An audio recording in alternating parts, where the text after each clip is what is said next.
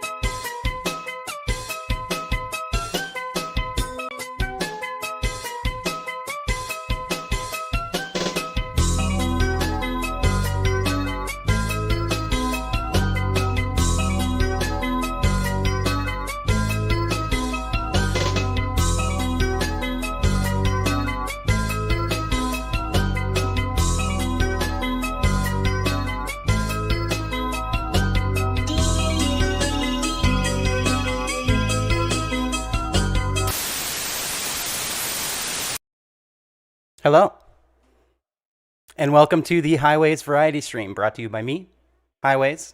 I'm here in the springtime breeze, nighttime breeze of Pittsburgh, Pennsylvania. We're going to hang out with a couple really excellent, amazing musicians. We're going to talk. We're going to have a good time.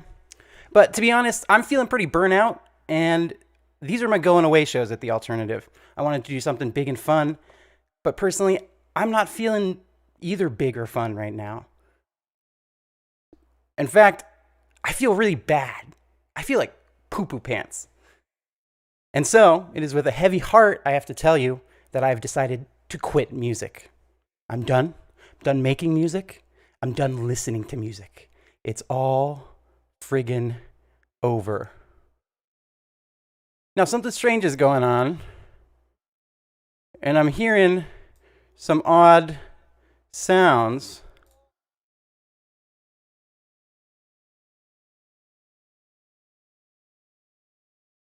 Oh my goodness. Oh my gosh. Who is this? It is I, the ghost of music past. Hello. Who is the lowly live streamer saying they've given up on music? It's me. I'm giving up. I'm done. The whole community disappeared about a year ago. There's been no good news for going on a year and a half. And I'm done. I'm giving up. That's it. What am I supposed to do? Look, I'm the ghost of music past. So it's my job to tell you that music will always find a way. And music will always exist in your heart. But also, I gotta level with you. This year's been a bunch of bullshit. You can understand why you want to quit. All of live music disappearing, it's a pretty big bummer. It's hard to know how to stay motivated. I don't know what to do. I can barely get out of bed most days. What do you do? What have you been doing in quarantine, oh, ghostly one, to stay sane, to stay motivated? All right, well, look. Here's my situation. Like everybody during the pandemic, when live music stopped, I kind of felt like somebody had hit the brakes on my whole life. Wasn't able to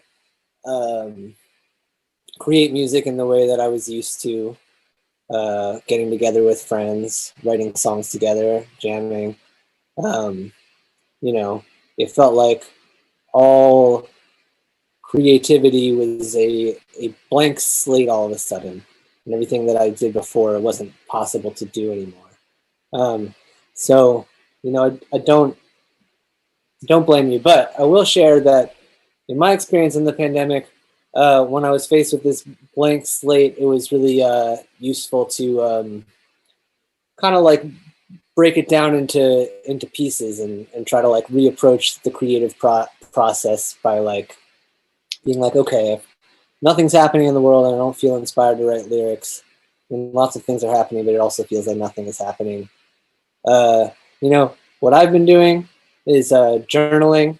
Started journaling kind of a few months into the pandemic, so that even if I felt like there was nothing to write about, I could just like get some words out and look at them later. And then, maybe a couple months after that, I started just sitting down with a guitar every day. Even if I didn't feel inspired, I would just take at least like an hour to like play guitar until I come up with some sort of melodic idea, and then jot it down, and then come back to them later. And I worked on these kind of daily practices until the point that I felt like I had a bunch of ideas kind of laying around, and like started to feel motivated to like match some of these word ideas that I came up with in the journal with music ideas and put them together, and just bit by bit go from feeling like it had all been erased to feeling like I could get back into the groove of making music.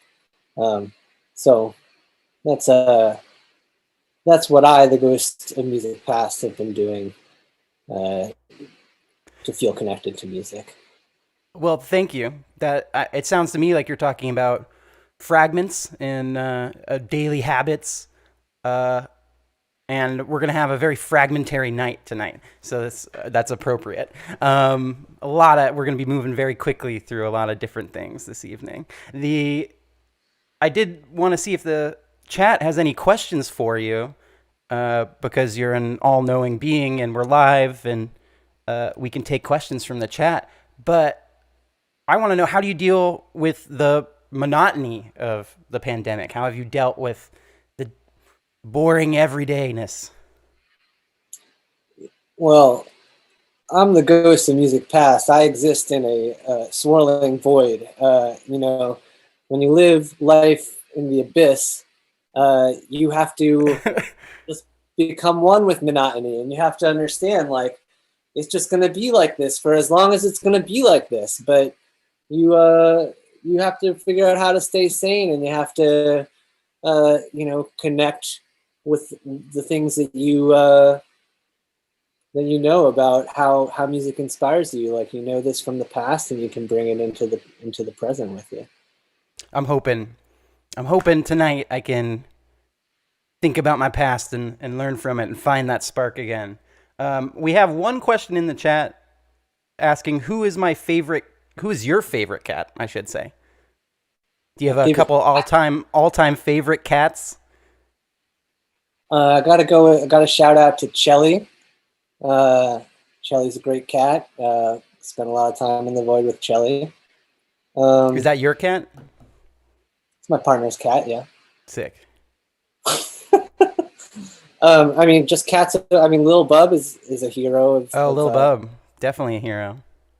Any other questions from the chat? Chat is not going crazy just yet, and it seems like I can feel something strange start to happen, and maybe something's bubbling somewhere. Before you go, yeah. I want you to figure out what it is from your past that makes you feel the way you felt when you used to listen to music. I want you to seek out advice from others about what in their past they feel connected to still. Okay. I think I can do that. That's what I want you to do as your mission. Cool. Well, I think we're gonna see you a little bit later, playing some tunes probably. But I think now the void is calling me onward. So I'm going to go ahead and move forward. Thank you for joining us, the ghost of music past. Thank you very much. Didn't it rain, children? Rain, oh yes. Didn't it? Yes. Didn't it? You know it didn't. Didn't it? Oh, yes. How it rained. I said it rained, children. Rain, oh yes. Didn't it? Yes. Didn't it? You know it didn't it? Oh my Lord.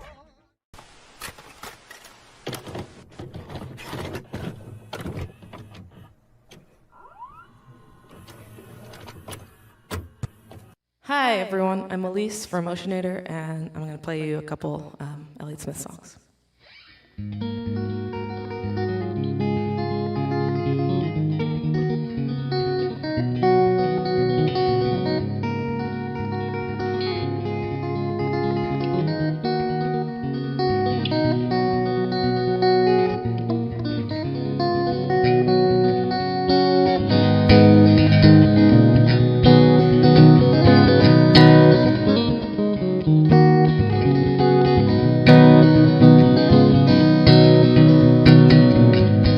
Someone's always coming around here, trailing some new kill. Says I seen your picture on $100 bill. What's a game of chance to you? To him is one of real skill. So glad to meet you, Angelus.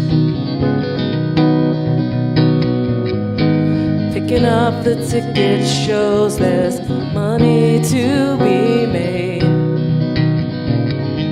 Go on, lose the gamble, that's the history of the trade. Did you add up all the cards left to play to zero and sign up with evil Angelus? Don't start me trying now.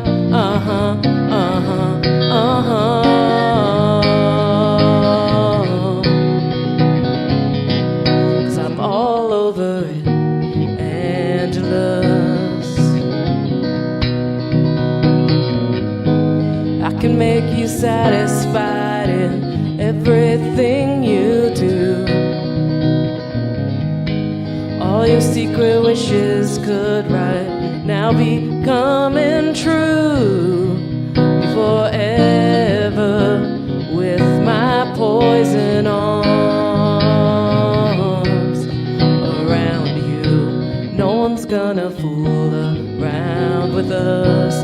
No one's gonna fool around with us.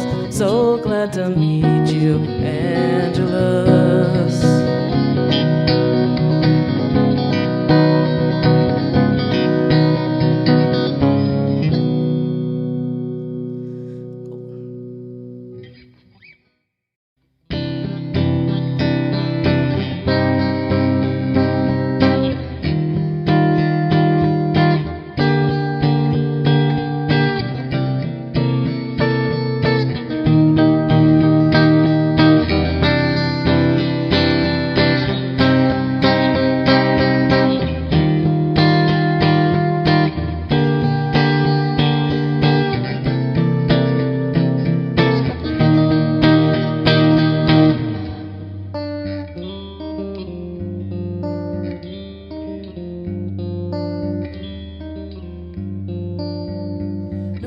Bad dream fucker's gonna boss me around.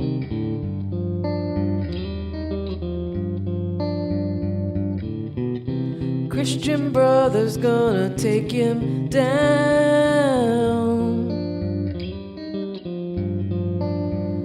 But it won't help me get over. Don't be this sick guy won't.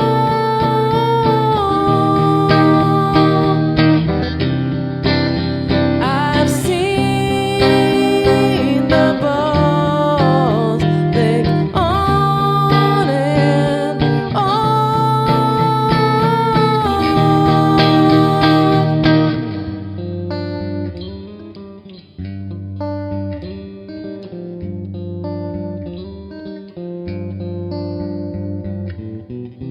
fake concerns is what's the matter, man. And you think I ought to shake your motherfucking hand,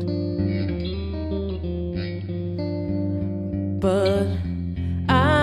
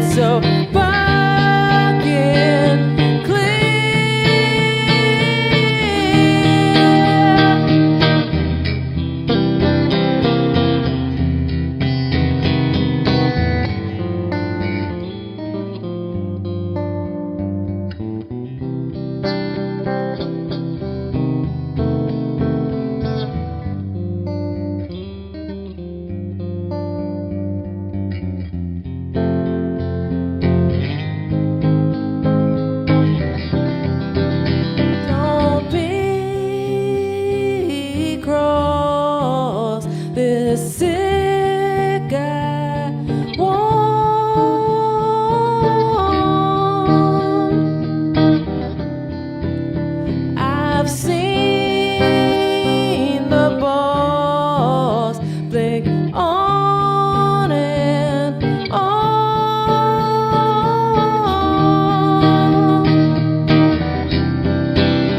Come here by me, I want you here.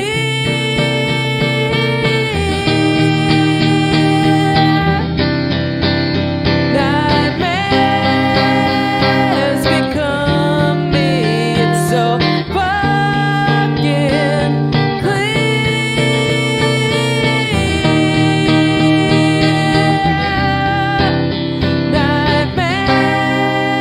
Nightmares become me, it's so fucking clear.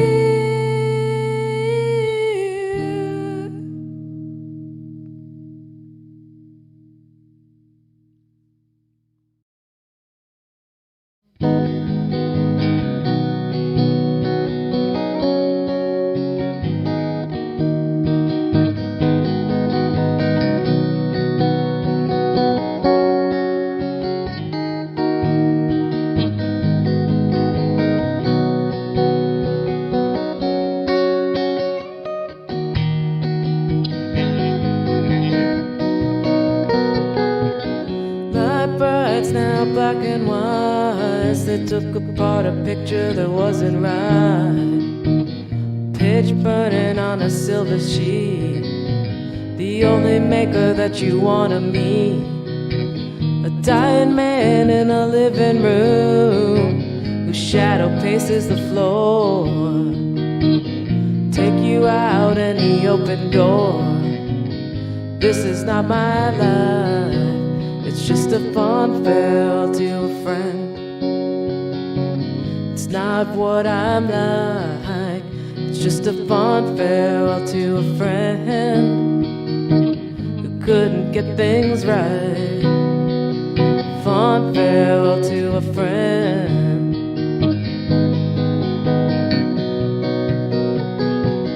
Said really I just wanna dance. Good and evil match perfect, it's a great romance. But I can deal with some psychic pain if it'll slow down my higher brain. Veins full of disappearing ink, vomiting in the kitchen sink, disconnecting from the missing link. This is not my life, it's just a fond farewell to a friend. It's not what I'm like, it's just a fond farewell to a friend who couldn't get things right. Fond farewell to a friend.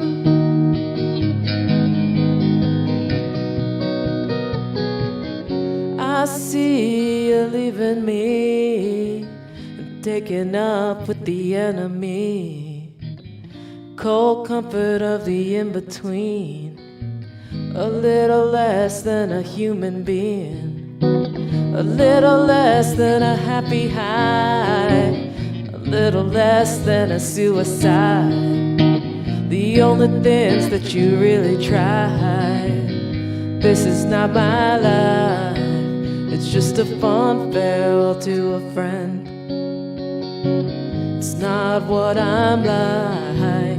It's just a fond farewell to a friend who couldn't get things right.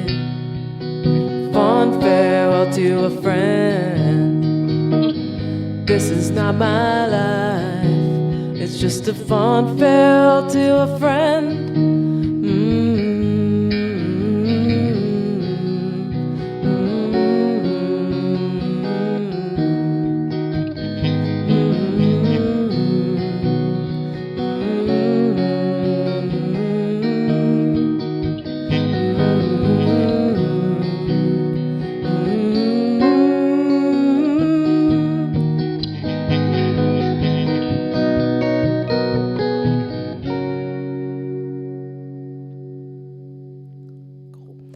Thanks, y'all. Thanks, Alternative, for having me. Have a good night, everyone. Bye-bye.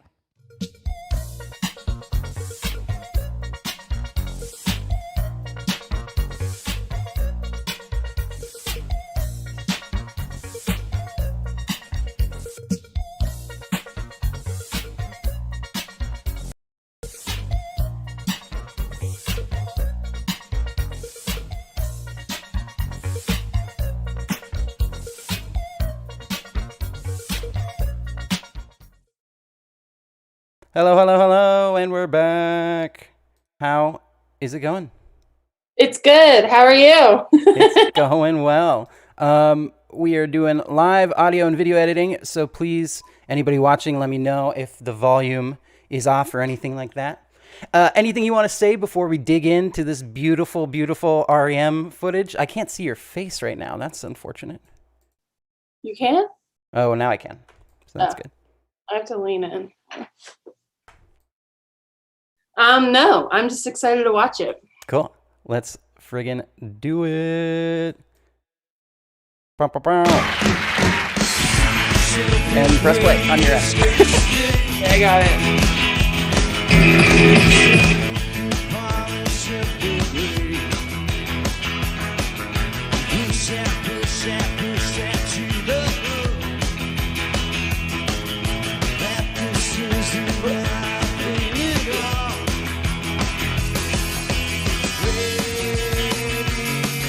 When I first heard this, I thought it might be the recording. I thought they might have just played the recording because it sounds so much like the recording.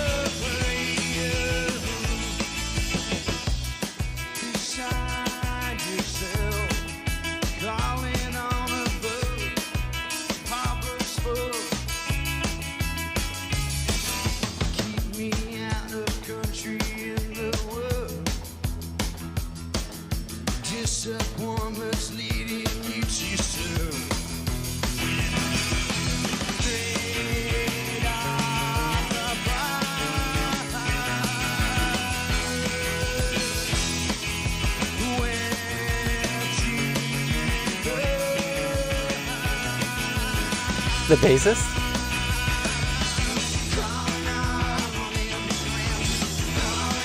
Stevie is saying that the guitarist is definitely vibing. So the audience can't hear you, unfortunately, because of this weird audio mix-up that just happened. But I can repeat what you say.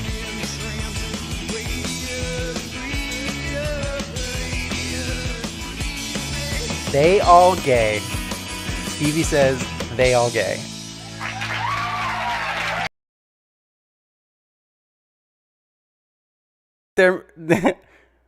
I'm supposed to let the audience know. You can now be heard. So if you want to let them know yourself that you're I was just saying that there's no way there wasn't any rubbing and touching happening behind the scenes with those boys.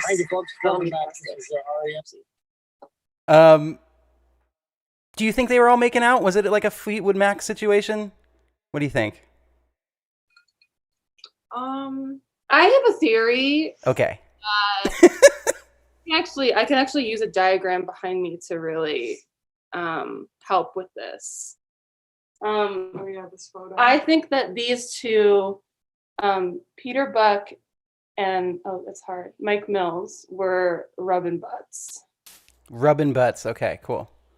And then, I mean, Michael Stipe is like confirmed out as queer, but so I'm like, I don't know. Who knows? There's never just one. It's never just one. Yeah, it's the whole group. It spreads, you know. So I think I saw in pretty much every review, all of which have been excellent for your album, a lot of people are referencing REM. And I think this comes from, first of all, you're both pretty big fans, right? Yes. And you cite them as like a huge influence. And you're mods in a shitposting group, correct? Still? Yes, I own that shitposting group. You own the shitposting group. I assume you're just rolling in the royalties. Yes. I feel like we recorded too. That was like our peak obsession. It like came at the same time, so there's definitely a lot of that influence. I mean, Liv, I don't know if you know this story, but like Liv, when I was doing vocal takes for the album, we were really kind of setting a vibe in the studio, and Liv taped Michael Stipe's face to like the pillar candles, so I could like have kind of a little bit of an altar. His presence. His presence. He was there. He was there. He was there. His spirit was there at the very least. Mm-hmm. That was your idea, though. You immortalized Michael Stipe on this record, or Michael Stipe's spirit on this record, Liv. He's there. I want to talk about the REM's drummer because I literally know nothing about REM's drummer. Oh, Bill Berry. Let's go. He's an icon. Yeah, icon. And then we have somebody in the chat now asking about your guinea pigs as well. If you wanna show them off, of course. We could talk about music, but we know we're really here to talk about guinea pigs. We all know it. Hello. Beautiful. Beautiful creature. He's chunky. I love how big his head is. Oh my gosh, so cute. Anybody we gotta keep it moving here because we only have 10 minutes per interview, but anything you want the fine people in the audience to know? Anybody in the audience have some burning questions about Adult Mom's new album, Driver, which was called a masterpiece by Rolling Stone? And you can say that again. How's the mood been? How's the mood been since then? Well, I had a full mental breakdown today. Okay. Like an hour before coming on here, I feel like my eyes are so red from crying. I just had a... I thought you were either like high or just woke up, but mental breakdown is, great too. I just woke up. I had a mental breakdown and I had a nap to calm myself down. I just had a dip of like, oh my God, all this validation and just like the crash of it all.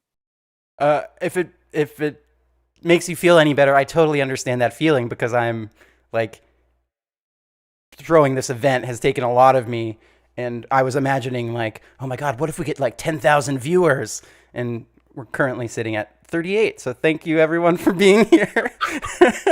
Congrats on the success of your new record. I'm asking everybody tonight as a parting question. Let me make sure nobody in the chat asked anything. No.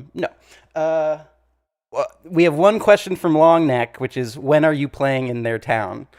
Which I assume is Jersey City. Never, Lily. Ever. Never. You heard it here. Each of you, give me one thing you've learned from the past, real quick, and then we'll bounce on out.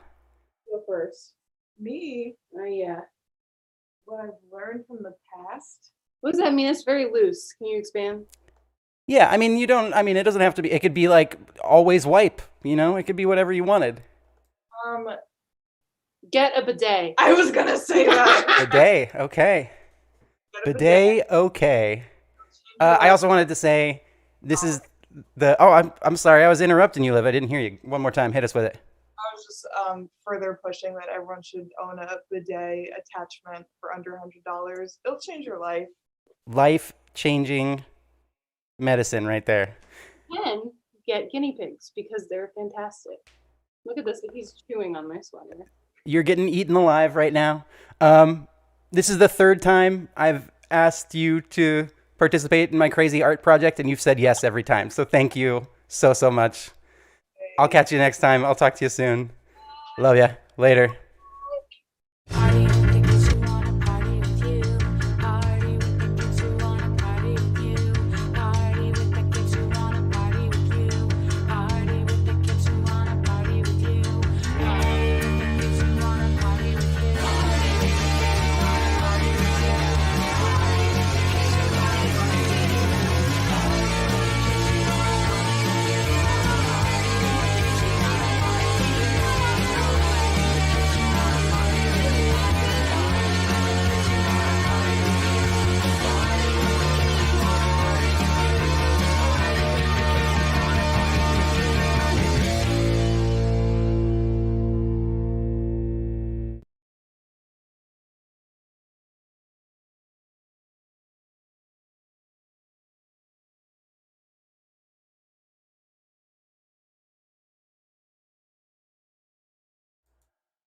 Okay, this is fine.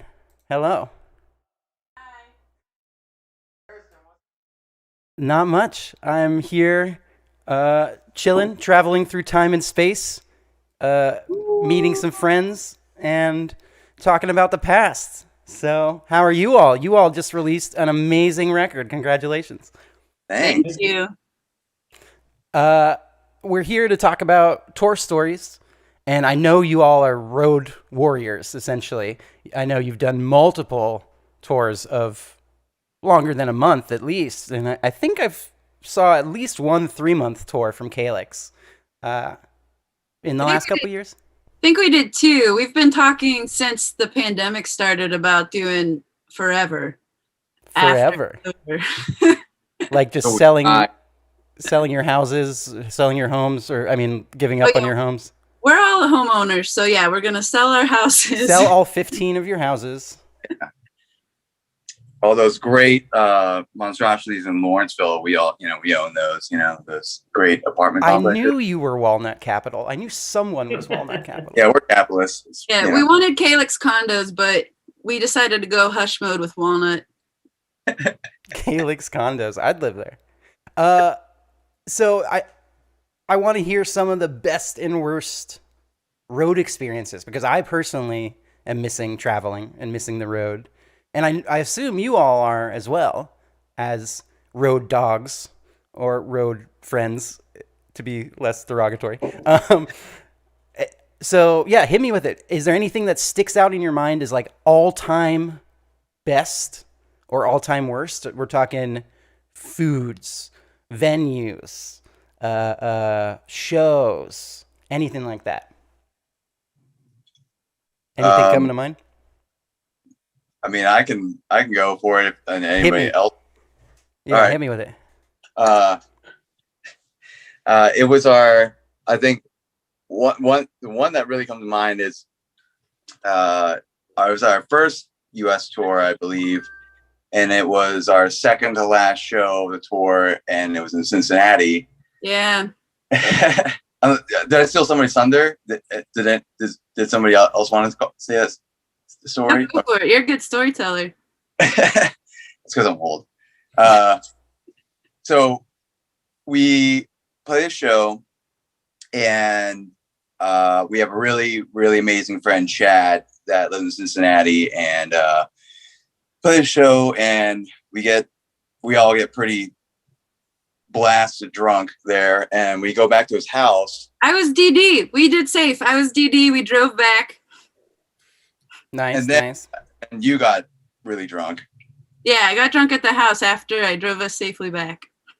And one of us, I don't know who it was, I can't remember, but one of us forgot to lock the van and wake up at, I think it was like 5 a.m. to a bunch of like hard cop knocks on the door. and Chad opens the door, Oh my and god. there's fucking, lights out, like cop lights outside. And I was sleeping on the couch, and like I hear these cops like, "Oh, is this your van?" Blah blah blah. And like Chad's like, "Oh shit." He's like, wakes woke me up, and I think he woke everybody up. But apparently somebody saw some dude walking up the hill with this garbage can with wheels, making a bunch of racket. And so they called the cops. Oh my god. And got this dude, and apparently he broke into our van and like fucking trashed the thing, but he grabbed our guitars and put it in this trash can and Oh was my god. walking up this hill with it. He And thought it was going to be less suspicious for him to be dragging a garbage can than holding 3 guitars. It might also have been like, easier, but I also think like, you're holding 3 guitars in the morning. Yeah. And I think it was 5, maybe it was 6. I don't know. It was like really fucking early. And I go outside, and I don't know. There was like 5 or 6 cops out there, a couple cop cars. Jesus. And like we got the guy.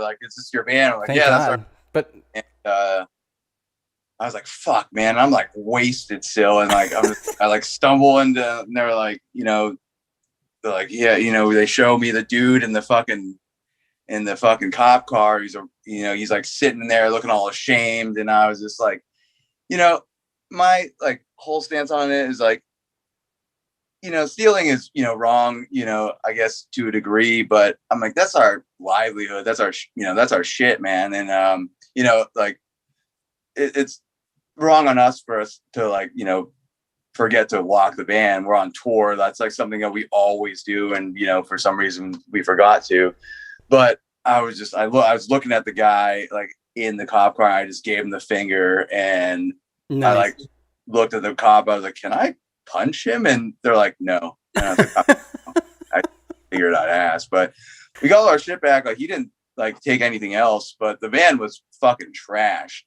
He took the iPods too, but we got those back as well. And Garrett and I were talking about this earlier. We worked at a restaurant together, and we were like, that's like a bad story, but we've been really lucky. We're like, everything it works out. Like, we got our stuff back. The whole time I had been gifted a guitar, and I'd been trying to fix it. John was like, your guitar sounds like shit. And I was like, my friend wouldn't have given me a shit guitar. And I like kept having like luthiers tweak it and stuff. And when this person threw it in the garbage can, the neck broke from the body, which is great, because then I told my friend, and he was like, oh yeah, that was a piece of shit guitar. And I was like, fuck. So like it worked out, because I would have kept trying to like fix it, and it was not worth fixing. So silver lining for every bad story. Meant to happen. that's good. I thought you were going to tell me, John, that you were looking at the guy and you were like, I just don't want to press charges. You should let him go. And instead you were like, we didn't press punch charges. We didn't press charges. Yeah, I assume you didn't. It didn't sound like, you also don't strike me as people who are particularly invested in showing up to court. We're also, it's kind of like one of those situations where you're like, we don't like cops. And like, these cops got our stuff back. Like, like, also, yeah, nobody wants to deal with cops ever, and especially when you're wasted, fuck them. But I'm glad that we got our shit back, because that would have been a fucking total bummer.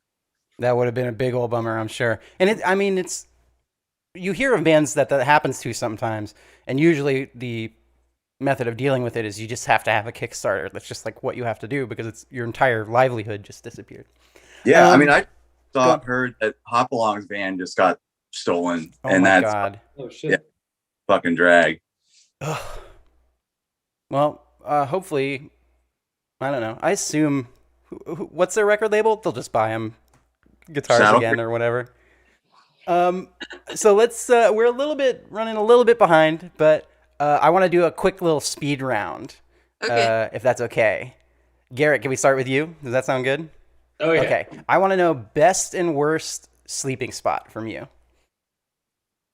Best is in the van. because I love sleeping in the van. Okay. And we have a Sprinter now, so like you basically have a whole house in there.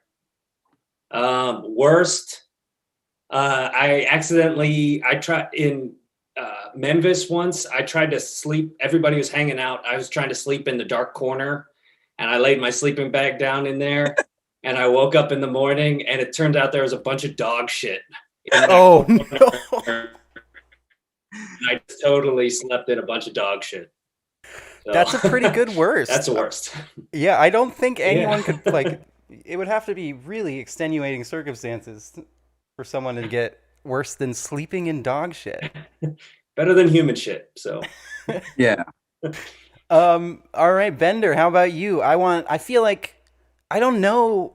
I'm a pretty big foodie, but I don't think we've talked about food that often. You've worked in restaurants and stuff though, right? Yeah, I don't know how, but yeah, I do. Do you have any like particularly fond memories of food or like food that you ate for the first time and just hated? I'm really bad at like the worst because I like experiencing life, man.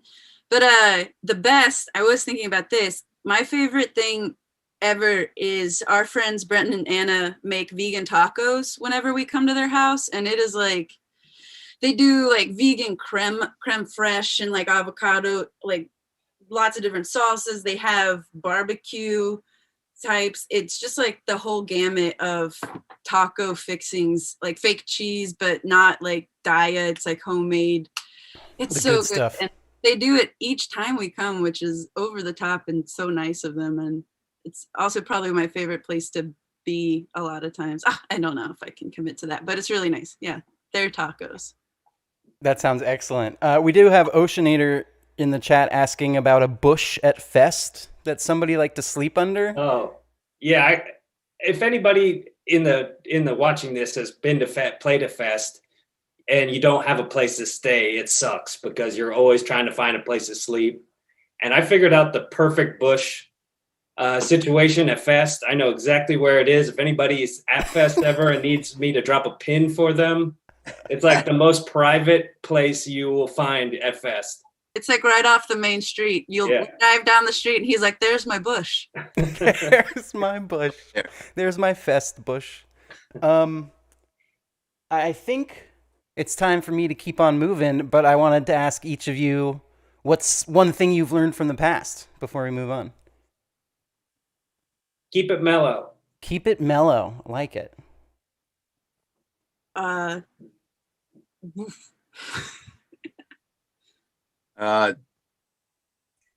Don't be afraid of anything is, I think, something I've learned. It's just, you don't know what the hell is going to happen. You're on the road, but I mean, you can make bad decisions too, but you know, you don't know where things are going to take you. So, I mean, be open to new weird experiences. Do your best. It's the best you can do. Nice. That was like, I feel like that's some true wisdom from all three of you, and I appreciate it very, very much. I can't wait for the day where I get to see you all rip a gig again. We've played so many shows together, and I'm wait to give you a hug. Yeah. Yes, hugs. Oh my God, I can't wait for hugs. It's gonna be Right? incredible. Hugs and gigs. Can't wait. Thank you so much. Your record is amazing. Y'all absolutely knocked it out of the park. So I will talk to you all soon, and maybe even in a venue someday again. Hopefully soon. Thank you so much for having us. Of course. Thank you for agreeing to do this. Love you, Harrison. Later. All right.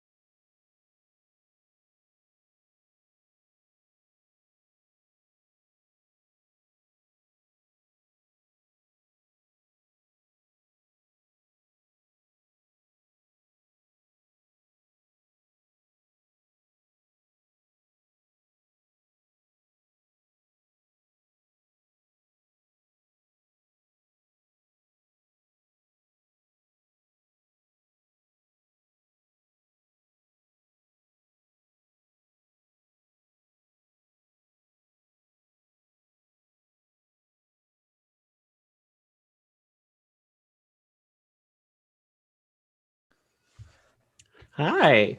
Hey everyone. We're Endless Scroll. We're a podcast about music, the internet, and where those things intersect. I'm Eli Ennis. And I'm Eric Bennett. And we're doing a little live set. Thank you, Harrison, so much for having us on this awesome variety show. We've never done anything live before. So that is the thing with podcasts, is they are always pre-recorded most of the time. Yes. So. But as former radio station vets, I think we know what we're doing. But Harrison very kindly instructed us to listen to an album that they surmised correctly that Eric and I had never heard before, that we probably should have, given that we're indie podcasters. And that record was the album Thunder, Lightning Strike by the Go Team, which was just sort of a blind spot. But we listened to it. We have some quick thoughts on it. That's what we do on our podcast. That's what we're doing in a condensed form here. Eric, what do you think about this record? Yeah, so this one was actually also thrown on my radar earlier this year by Gary Suarez, who runs MWE, because I tweeted out like things to throw on it. I fell off of MWE before I ever got to it, so I am glad that we got to listen to it for this. For me, the biggest thing on this is I'll start with the things that I really liked about it. I'm a big fan of like Bell and Sebastian, and I love the amount of like harmonica and recorder that are kind of strewn throughout this. So that I was able to like really easily connect with. The thing for me is I did a little bit of digging as well, and I saw someone describe it as cheerleader punk, so I knew that aspect of it I was going to like. The very upbeat, fun. All the songs that do have lyrics, it's mostly just like chants you would hear in like a cheer, like in a cheer. The things about it that I kind of want to like a little bit more, but have not really grasped into is I'm not really like an instrumental music person overall. I really cling to lyrical content and like the heft that often comes in that, even if it's kind of mindless, just as like a central tie for me, I kind of need those. So without it, it does sort of just become like a thing in the background for me, and to really stay present for something, I kind of do need a little bit of lyric. Yeah. But like other than that, I really enjoyed the record overall. There was one song on it, "Get It Together," that I don't know why, and I couldn't find anything about this afterwards, but it felt like I had heard it somewhere before. And I feel like I need to keep doing some kind of digging to figure out where I heard it before. Yeah, there were a bunch of like really familiar portions of this album that I was like, oh, this sounds like it was used in a commercial or something, which it might have been.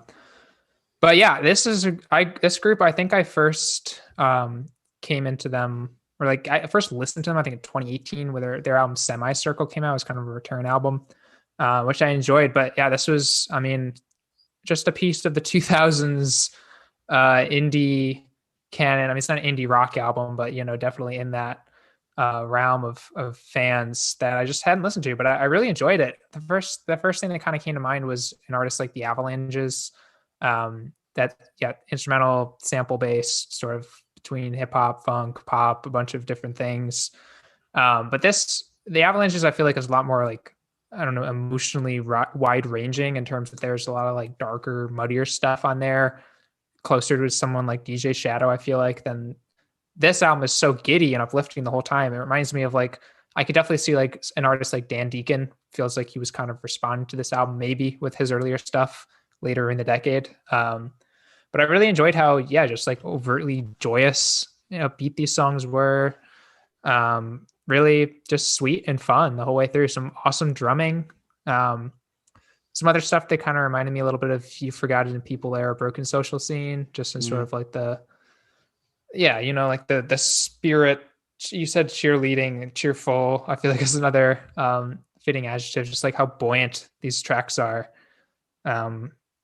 The song Everyone's a VIP to Someone, which I believe closes the album, was a standout for me, but just very fun dance music that I really appreciated. Thanks for instructing us to listen, Harrison. This was cool. You're very welcome. Yeah, I want to take some questions from the chat because you all are expert podcasters, but I don't think how's it been like trying to interact with your audience? I know you all have your Patreon and everything, but this is your first live event? Yeah. Yeah, I mean, I guess we just mostly tweet like, hey, here's our thing. Until recently, our audience was mostly like pals of ours. I feel like, Eric, or like Yeah. people we know from online. But now we're getting to a point where I think people we don't know are listening to us, which is sick. Yeah. I've been thinking about maybe starting like a Discord server, but I we'll see. like Discord a lot. I think it's the best of the social medias for sure. I'm so glad both of you like the album. I was kind of hoping one of you would hate it. Any negative thoughts about this album? It's one of my favorites, but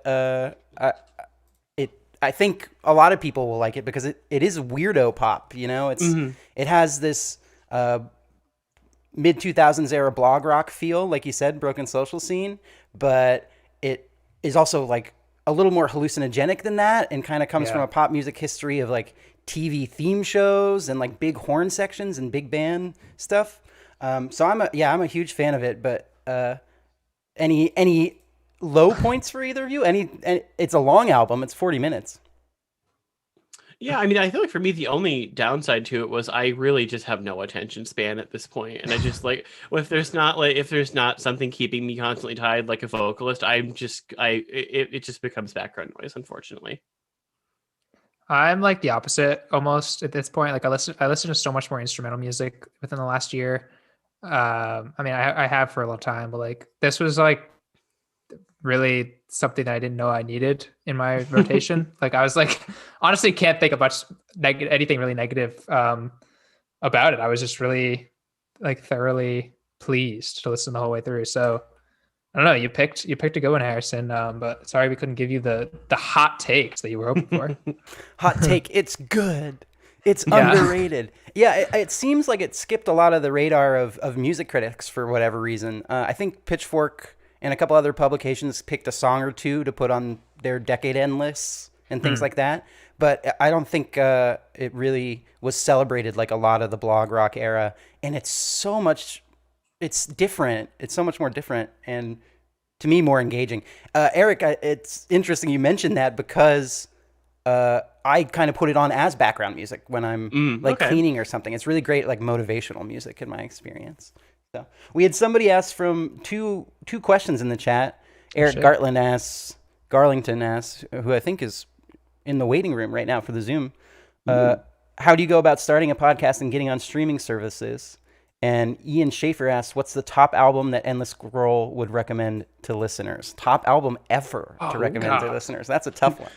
Hi, Ian. Yeah, that's our pal Ian. Hey, Ian. Wait, the first one, the podcast, how to get it on streaming services. Eric, that's definitely for you. Yeah. Well, I mean, we started the podcast because we were already having the conversations that we had on the show just together. So we figured, why not just make a show out of it? But as for actually getting stuff on, there are a lot of like guides online that kind of walk through like all the different places. And I still don't totally know if I got all of them. But if you get into Apple Podcasts, you're on a ton of the third-party apps already. And then Spotify has its own sort of approval processes. It's really disjointed, and I wish there was like a way to make it easier. But really, I mean, all of them have submission processes. The most difficult is Apple Podcasts, and as long as you get on that one, a lot of them just pull from the same database. So Apple Podcasts is the way to start. Yeah.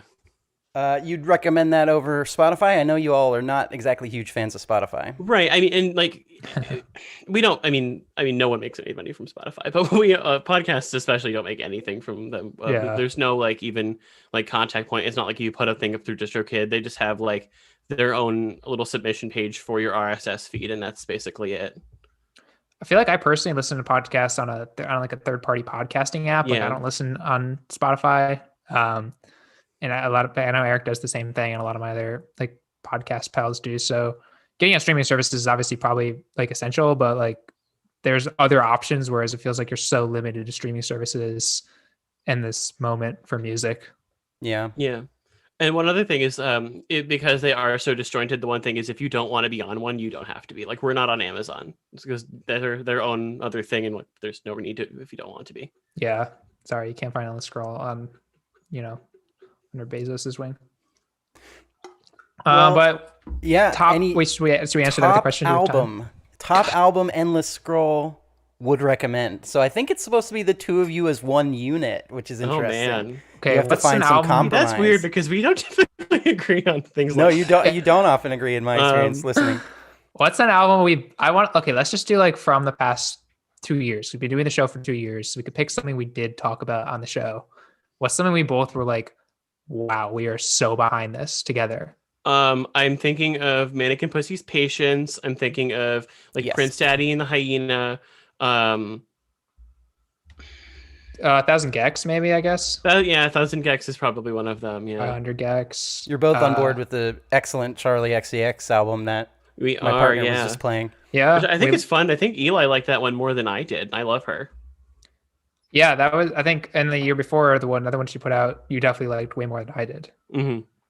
So we flip flop. So I don't know. Let's say we just had Marissa from or Missy from Mannequin Pussy come on our show last week. So let's just say that's the one.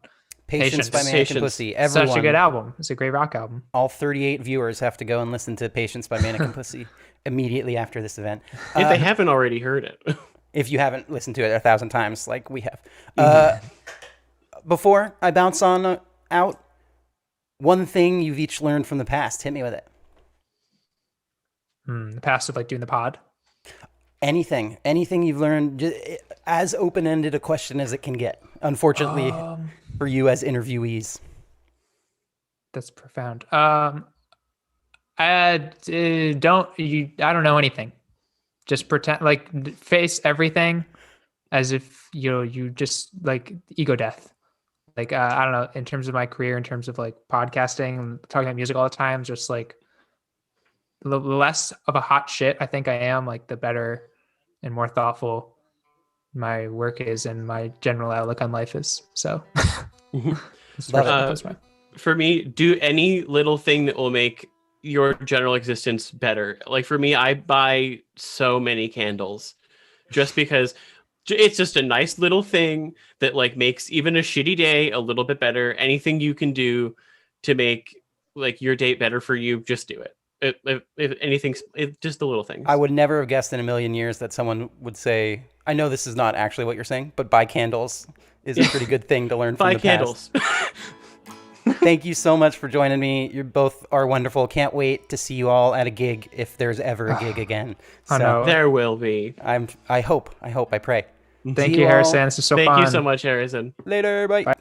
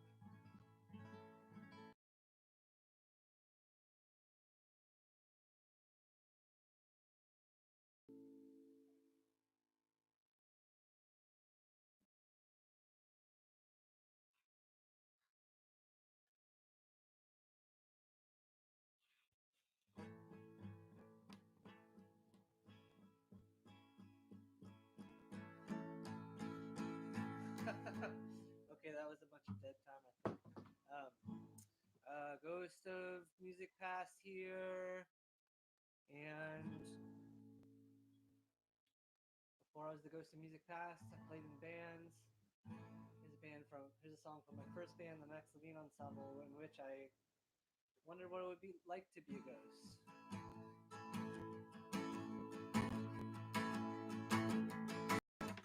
Maybe when I'm dead, make a ghost for the liars, forest fires, as you run me to my grave. Would it be fun to be an atom bomb and then deploy your ass to the sea? I mean, is it wrong when I said all along it's just how we teach by example, don't we?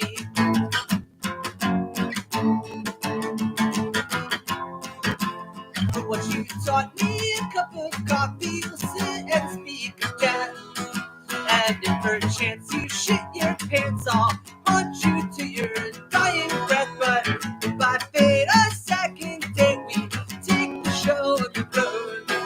Then we'll teach fear those whose actions bear the weight of those who died too soon to know unrest.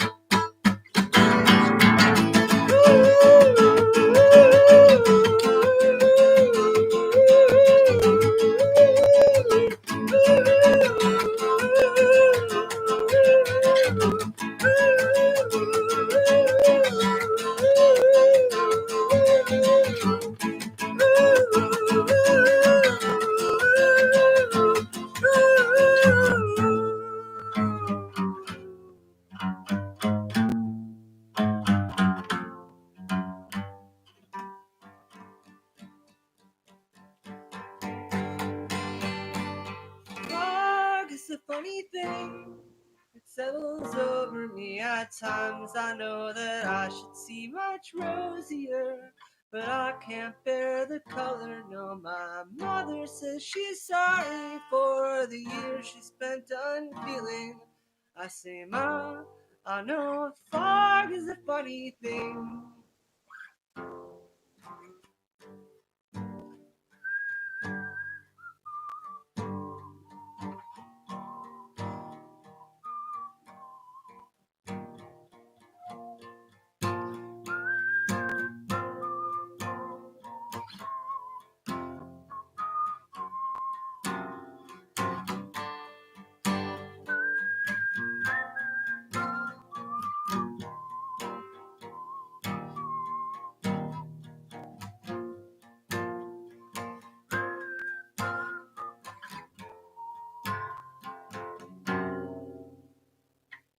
Fog is a funny thing, it settles over me at times. It's like the chill that comes in autumn. It runs up and down the spine, and I know Sol is leaving town. Although I wish that they would stay, I tell them, Sol, you know that fog is a funny thing. Take cover in the mist, approaching winter will be blown over. You'll see far less when you squint, you find you. Remember me as part of Pakenton. You know, of course, we know that fog is a funny thing. When the fog coalesces round the memory of a friend lost in it, indistinct warning, it might swallow you up whole. That's when I look out at the world filtered through brushstrokes, vague, impressionistic. Let it all roll in like fog, let it all roll over. Take cover in the mist, approaching winter will be blown over. You'll see far less when you squint, you find you. Remember me as blurred opaque and dim. You know, of course, we know that fog is a funny thing.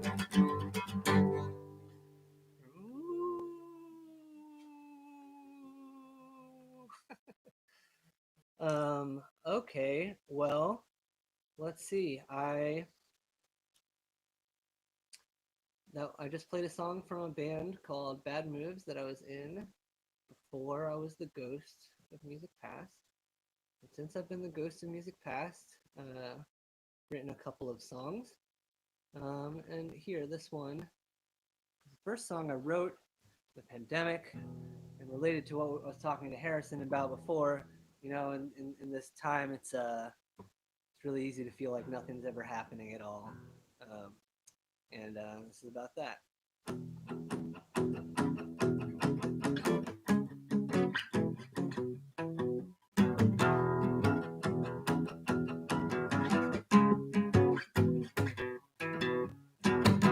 I've been feeling a whole lot of nothing. It's like my mind's gone missing or something. I hear no sound and I feel no sensation. I've gone numb in my imagination.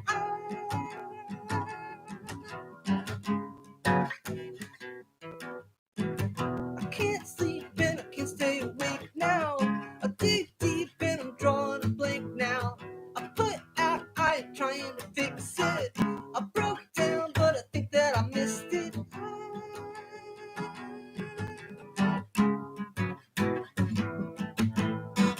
I kick rocks at the cars not driving by. I look up at the new clouds in the sky. I see you right there, right by my side. I can't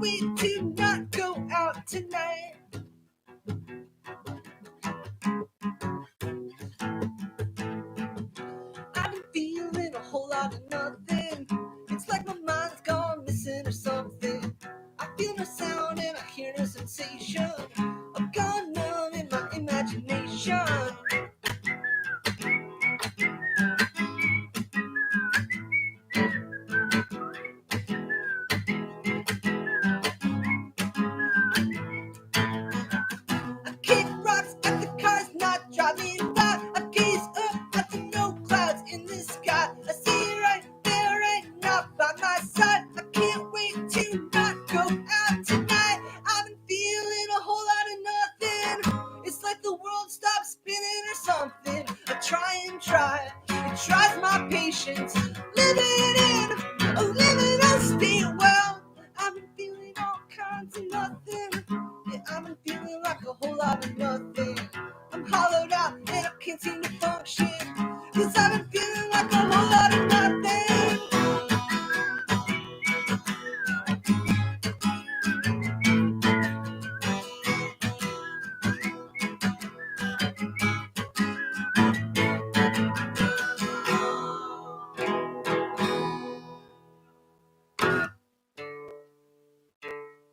Get that right.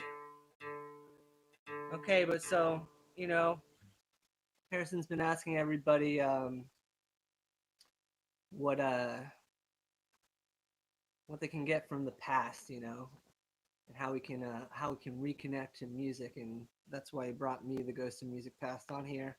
And luckily I have a little song about that, about the feeling you had when you listened to music, when it inspired you. So I'm gonna dedicate this one to Harrison, and it's another new one.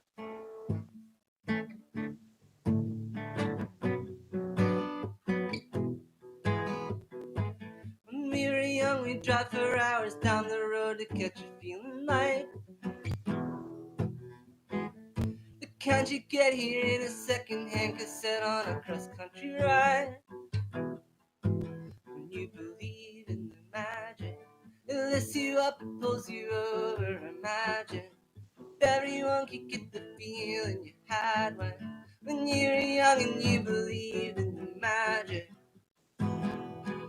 Sometimes I miss her throwing caution to the wind. We were so self-assured in all the things we did when we were young and poor and still wanted to see the world. When you believe in the magic, it lifts you up, it pulls you over. Imagine if everyone could get the feeling you had when you were young and you believed in the magic. Lost in the dullness of everything, I don't believe in eternity till I feel it come over me. When you believe in the magic, it lifts you up, it pulls you over. Imagine if everyone could get the feeling you had when you were young and you believed in the magic. When you believe in the magic, it lifts you up, it pulls you over. Imagine if everyone could get the feeling you had when you were young and you believed in the magic.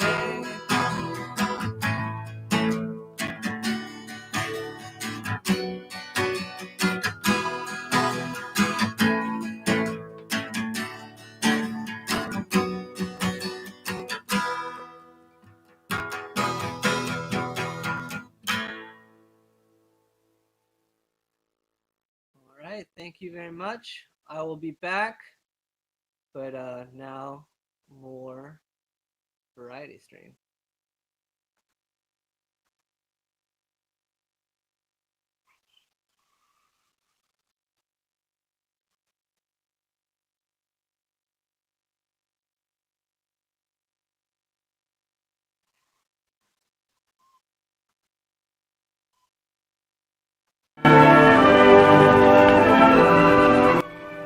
Hello, everyone. I'm from your telephone company, and the message that we have for you is that we are changing your telephone service over to dial. This is an investment in the future of your community. It won't be long now until dial telephones are ready to serve you. Soon after you dial the number you want, you will hear this tone. That's the ringing signal. Hello! No! I'm on a boat in Holland!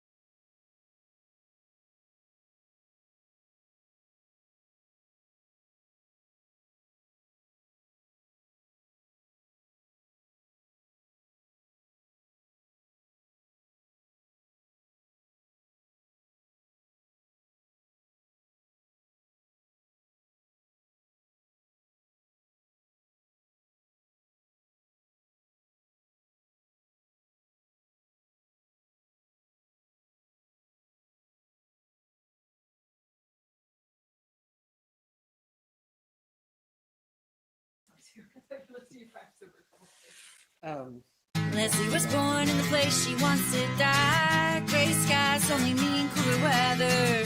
Keeps her food separated on her plate. Spain is fine, but Mississippi is finer.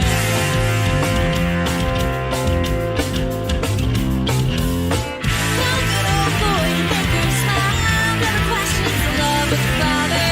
Ooh, she shines, sitting her into a place where just her simple.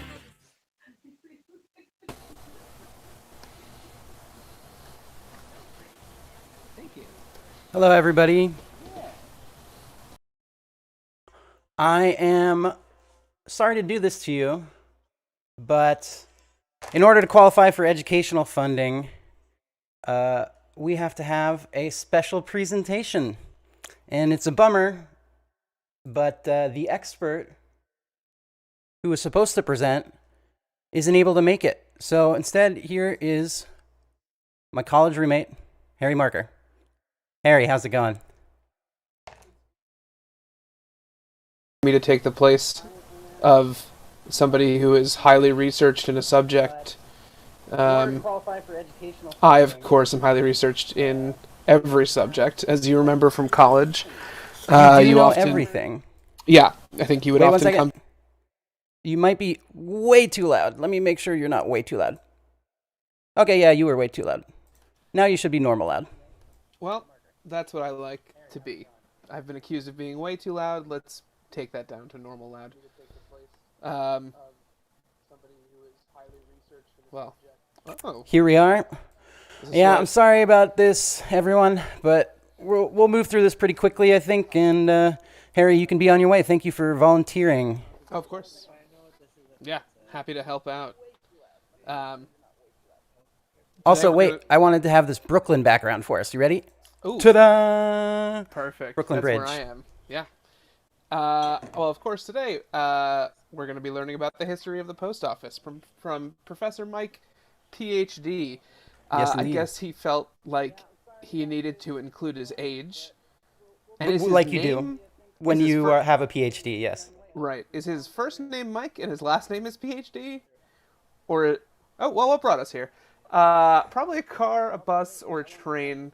Or, yep, I guess that's how you get places. Ka-chow. Ka-chow. Spinning ka-chow. So what is the post office, Professor Mike wants to know? Well, I'll tell you. A place where mail comes, is sorted, and goes. Comes? I'm going to skip that point because I feel weird saying comes a bunch. It does come. It does come. Yeah. Sorted. Each letter is cared for by a professional. Yeah, just like a doctor would do to a patient. A professional cares for your mail. And then it leaves. It goes. Get out of here, mail. We're done with you. Now, here's Marcos. He's a friend of ours from college. Where's my mouse? Sorry. I don't know. Story for illustration purposes only, not to be believed. That's a interesting thing for Professor Mike to lead with. Not to be believed. So this is all a lie. It could be. This is what we call in the post office business an unreliable narrator. I guess he's a professional, or as we like to say, as I always say, and I know, mail escort. He sneaks from house to house picking up mail. Now, hold on. Now he's taking the mail from the houses, so that feels like the opposite of what you would typically do. Well, you have to hide the mail for him to find, so he can sneak around. Right. It's like an Easter treat for Marcos. Yeah. A mail escort. Mm-hmm. His vision is based on movement. So if you see a mailman, don't move. Stay still. Their brains are the size of walnuts. Stop. I actually want to, before we move on to numbers that might surprise me, I just want to say my apologies to the mail service. I am very respectful to you and what you do. I think it's very impressive. I don't think your brains are the size of walnuts. Now, some numbers. We love all the mail escorts. Yes. Some numbers that might surprise you. Let's find out what these are. 2. Who saw that coming? 69,420. Everybody saw that coming. Everyone saw that coming, but it's still always good and nice. And finally, our favorite number. The amount of dead doves in that loft. That's our favorite number. that we were all waiting for. And obviously, folks, who does numbers better than anyone else? Our good friend, the Count. Moving along. Who runs the post office? Like all of them? Yeah, every single one? Each and every one? Who runs the post office? All of them? Well, I would say, of course, the Postmaster General. And there it is. There you go. I knew things. I said I knew things. Mm-hmm. He has no face. Well, he does have a face. He has no name. His face is right there. His face is right there. And he has a title at least. And his face is the face of the Postmaster General. That's why he is the Postmaster General. And I guess he had a dad, as did we all. Has the post office fundamentally changed the way we communicate, socialize, and function? I would have to say, definitely not. Definitely not. Huh. Oh. Yeah, I don't know what this Google, is. The Google Translate app can repeat anything you say in up to 90 languages. Well, that's useful. That's From good to German know. Japanese to Czech, yeah. This is by far the most informational slide in this supposedly informational presentation. I would say that we've both learned a lot about ourselves, and Alberto, our friend, he sent a letter in the mail to his friend, could have been me. He uses the mail like a nerd. A cool kid uses email. I feel like Professor Mike, PhD, is not as huge of a fan of the post office as I am. Or as he... I wonder what that PhD seems is to in. be. He seems to not like the post office at all, to be frank. And he needs money, Please it send looks like. $9.99 to my Venmo. Well, it's been a tough time for everybody, so that would be at Professor-Mike-PhD.2. He's the second Professor Mike PhD. You forgot dash age dash 24, I think. Of course. Mail received. Listen, Alberto sent his letter. It was received. Thanks to the hard men.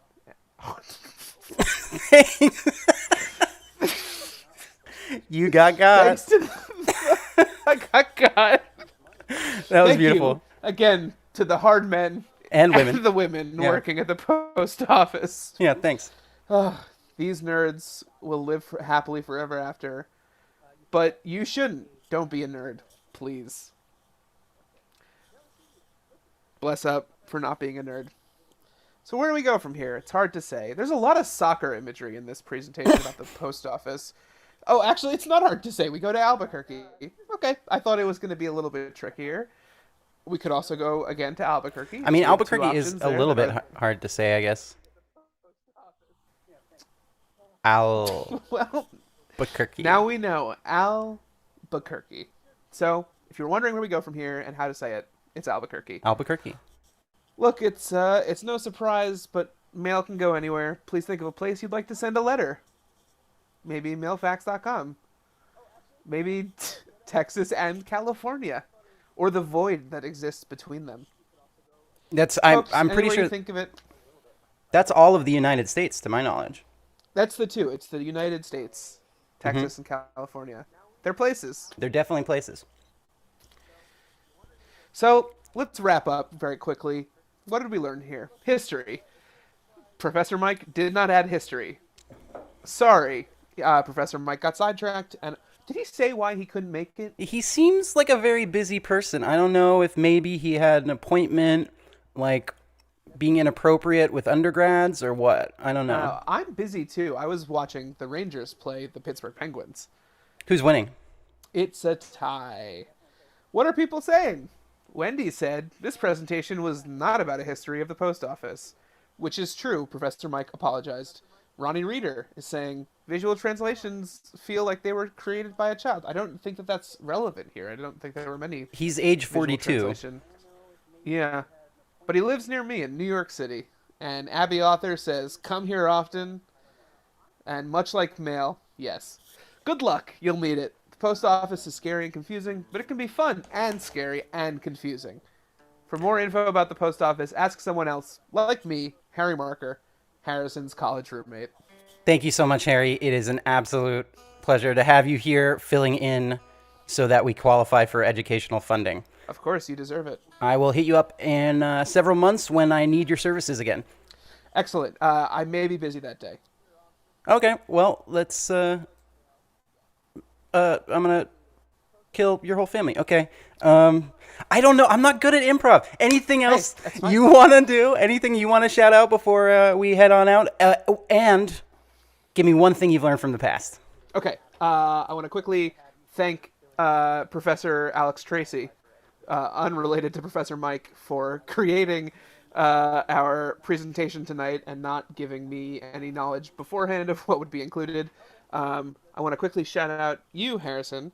Harrison and I were roommates in college, but also he was a huge influence on me in terms of my music taste. We were in a band together when I was learning how to play guitar, and he dealt with me learning how to play guitar at 2 a.m. That is keeping true. him up all night. I did wake up at one point and yell at you to tell you to stop playing guitar right next to my sleeping body. Yeah, but that was at like 3 p.m, so that's on you. Yeah. But huge influence on getting me to listen to like search out new music and to find things that were different and cool and unique. So I will always appreciate that from you. We are now running half an hour late, so I will move on my way. Did you give us something you've learned from the past? One thing I've learned from the past is that Excel can do anything you want it to. So learn Microsoft Excel. It's very powerful. That's a great bit of advice. Thank you so much, Harry. I will see you later. Bye. Love you. Bye. You too, buddy. A is for butt, C is for cat, but D. A is for apple, B is for butt, C is for cat, but D is for doo-doo, E is for elephant doo-doo, F is for fart, G is for gorilla fart, H is for huge gorilla fart, I is for eyeball, J is for jammies, K is for kid fart, L is for loud and long farts, M is for monkey butt, N is for saying night, night to neat, go at nap time, O is for O, P is for panda, peeing and pooping in her potty while Papa plays peekaboo, Q is for Cubert, R is for robotic monkey who's going to take over the world. S is for stinky, T is for turd, U is for V is for flying V, W is for wee wee, X exactamundo, Y is for yucky and yummy and U, and Z is for farts that smell like the zoo.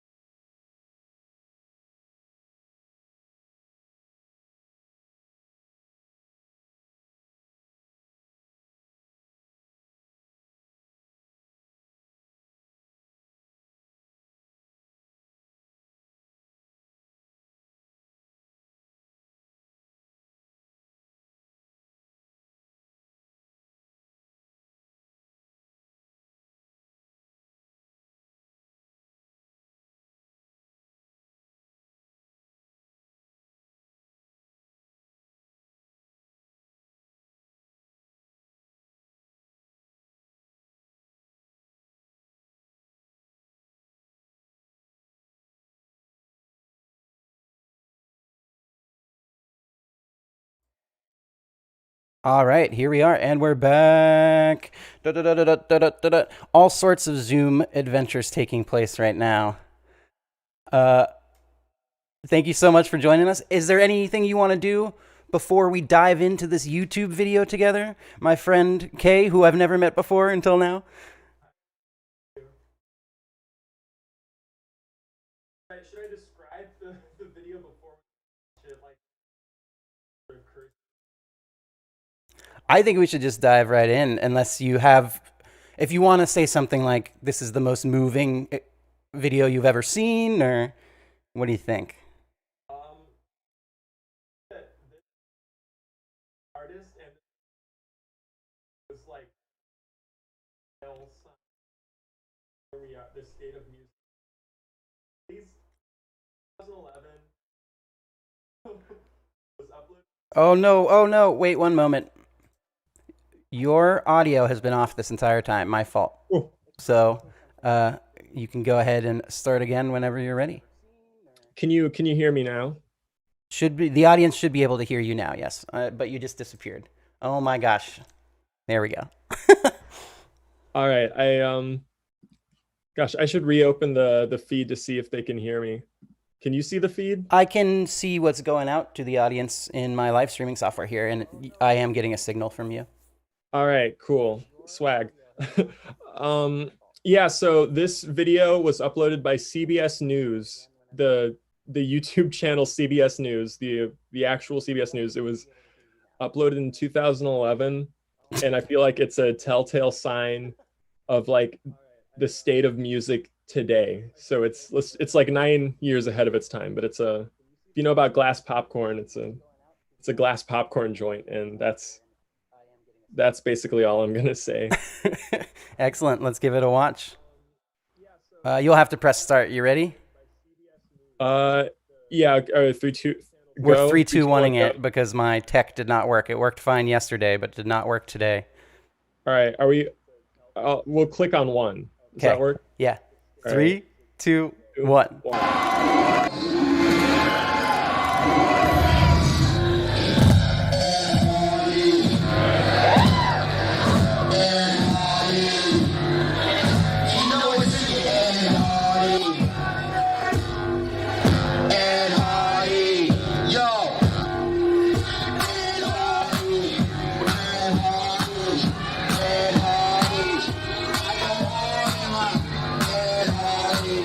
I hope some people are dancing at home.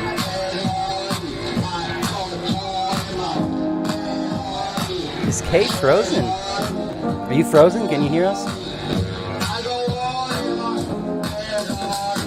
Okay, we can't hear you, so I'll just have to repeat to the audience anything you say.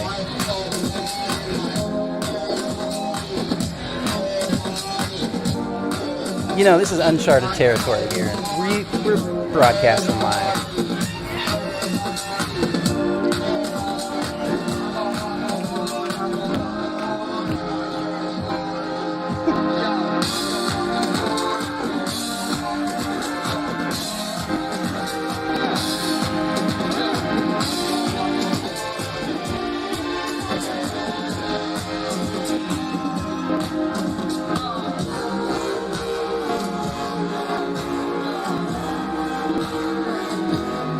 We're just vibing to Ed Hardy.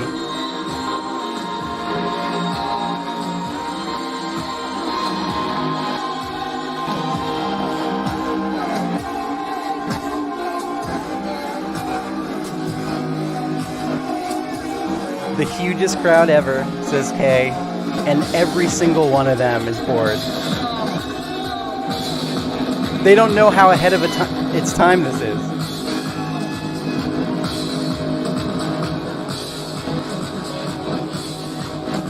Who's hot sugar?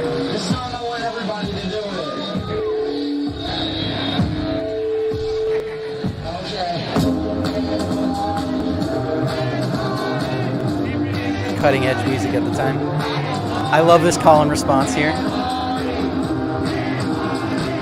Oh, and his little, I like this move.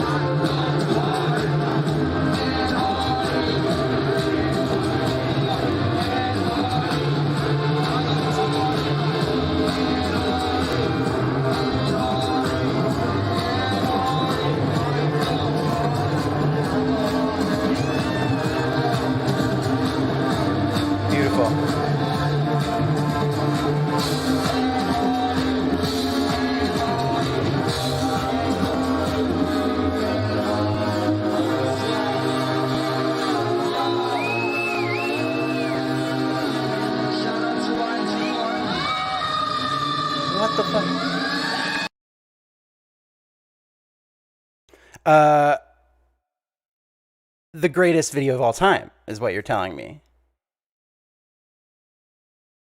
Very formative for you as a growing musician, as a budding musician.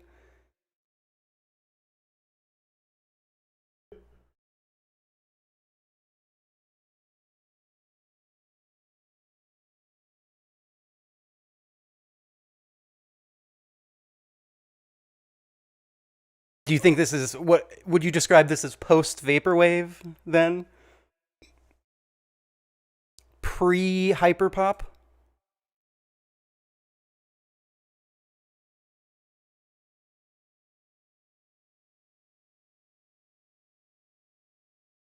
You think the song Ed Hardy invented?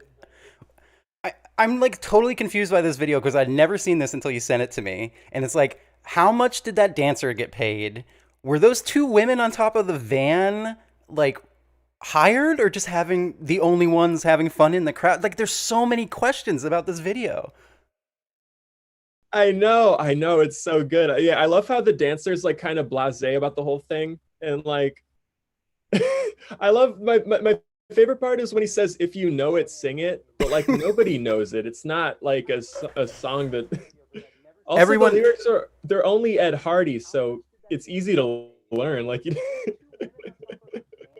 I mean, it seemed like when the camera pans across the crowd that like nobody's having a good time, but then you could hear the audience yell it back to him eventually. Like at some point off camera, it seems to click for the audience, or some people are having fun. So I know it's at the MoMA. It's somewhere at the MoMA. Somewhere at the MoMA, Some like, I don't know, summer fall art festival, and like I don't know if I could have a whole podcast about like this performance, and there's this performance by this quote unquote vaporwave boy band called the HD Boys. The HD Boys, love it. If you have spare time, look up HD Boys Photoshopped on YouTube. It's a hit song, and that's another like early hyper pop classic. HD Boys. I'll yeah. check it out. Any other I feel like this is a missed opportunity as our first time meeting, because I really like the music you've been putting out lately. I've listened to Set Up a Camera like 200 times. I love that song. Oh wow, thank you. But we're gonna have to. These are very short interviews, and we spent most of our time listening to somebody say Ed Hardy over and over again. So we'll have to do some other interviews some other time. But any other last minute YouTube recommendations? Well, like I said, HD Boys Photoshopped. Live at the MoMA. That one's great. Okay. Yeah. What were a couple other videos that might have made the cut? Were you thinking of anything else when I pitched to you on YouTube memories? Oh gosh, I have like just a encyclopedia of insane videos that I just like watch in my spare time that I've amassed. We got to get you your own show on the Alternatives YouTube channel. You can just video DJ. I would be glad. I would just all day. That sounds excellent. Anybody else you want to shout out? Do you want to give us some words of wisdom, something you learned from the past, and we can move on? Or what else you got cooking up? Anything you're working on right now? I'm excited to hear the new stuff. Yeah, I'm always working on music. I was recording guitar today, which I hadn't for a good while, but for the upcoming album. But words of wisdom, have fun and be yourself, because that's what Glass Popcorn was doing. And Hell yeah. I feel like that's something I've learned from the past. I think that's carried through my my career and personal life and growth and whatever. So yeah. Commit to the bit. Or commit have to fun. the Or both. Hardy. For sure. Well, thank you so much, Kay. Kay from Spring Silver. Newest song is Set Up a Camera, right? It's been out for Yeah, yeah. Gonna peep it at Spotify or wherever, springsilver.bandcamp.com, all that stuff. Yeah. Cool. And thank you for agreeing to do this. I hope we get to collaborate again in the future. For sure. For sure. And I'll see you next time. Thanks so much. See you. Bye. What'll it be? Chicken pot pie or turkey leg? Oh, chicken.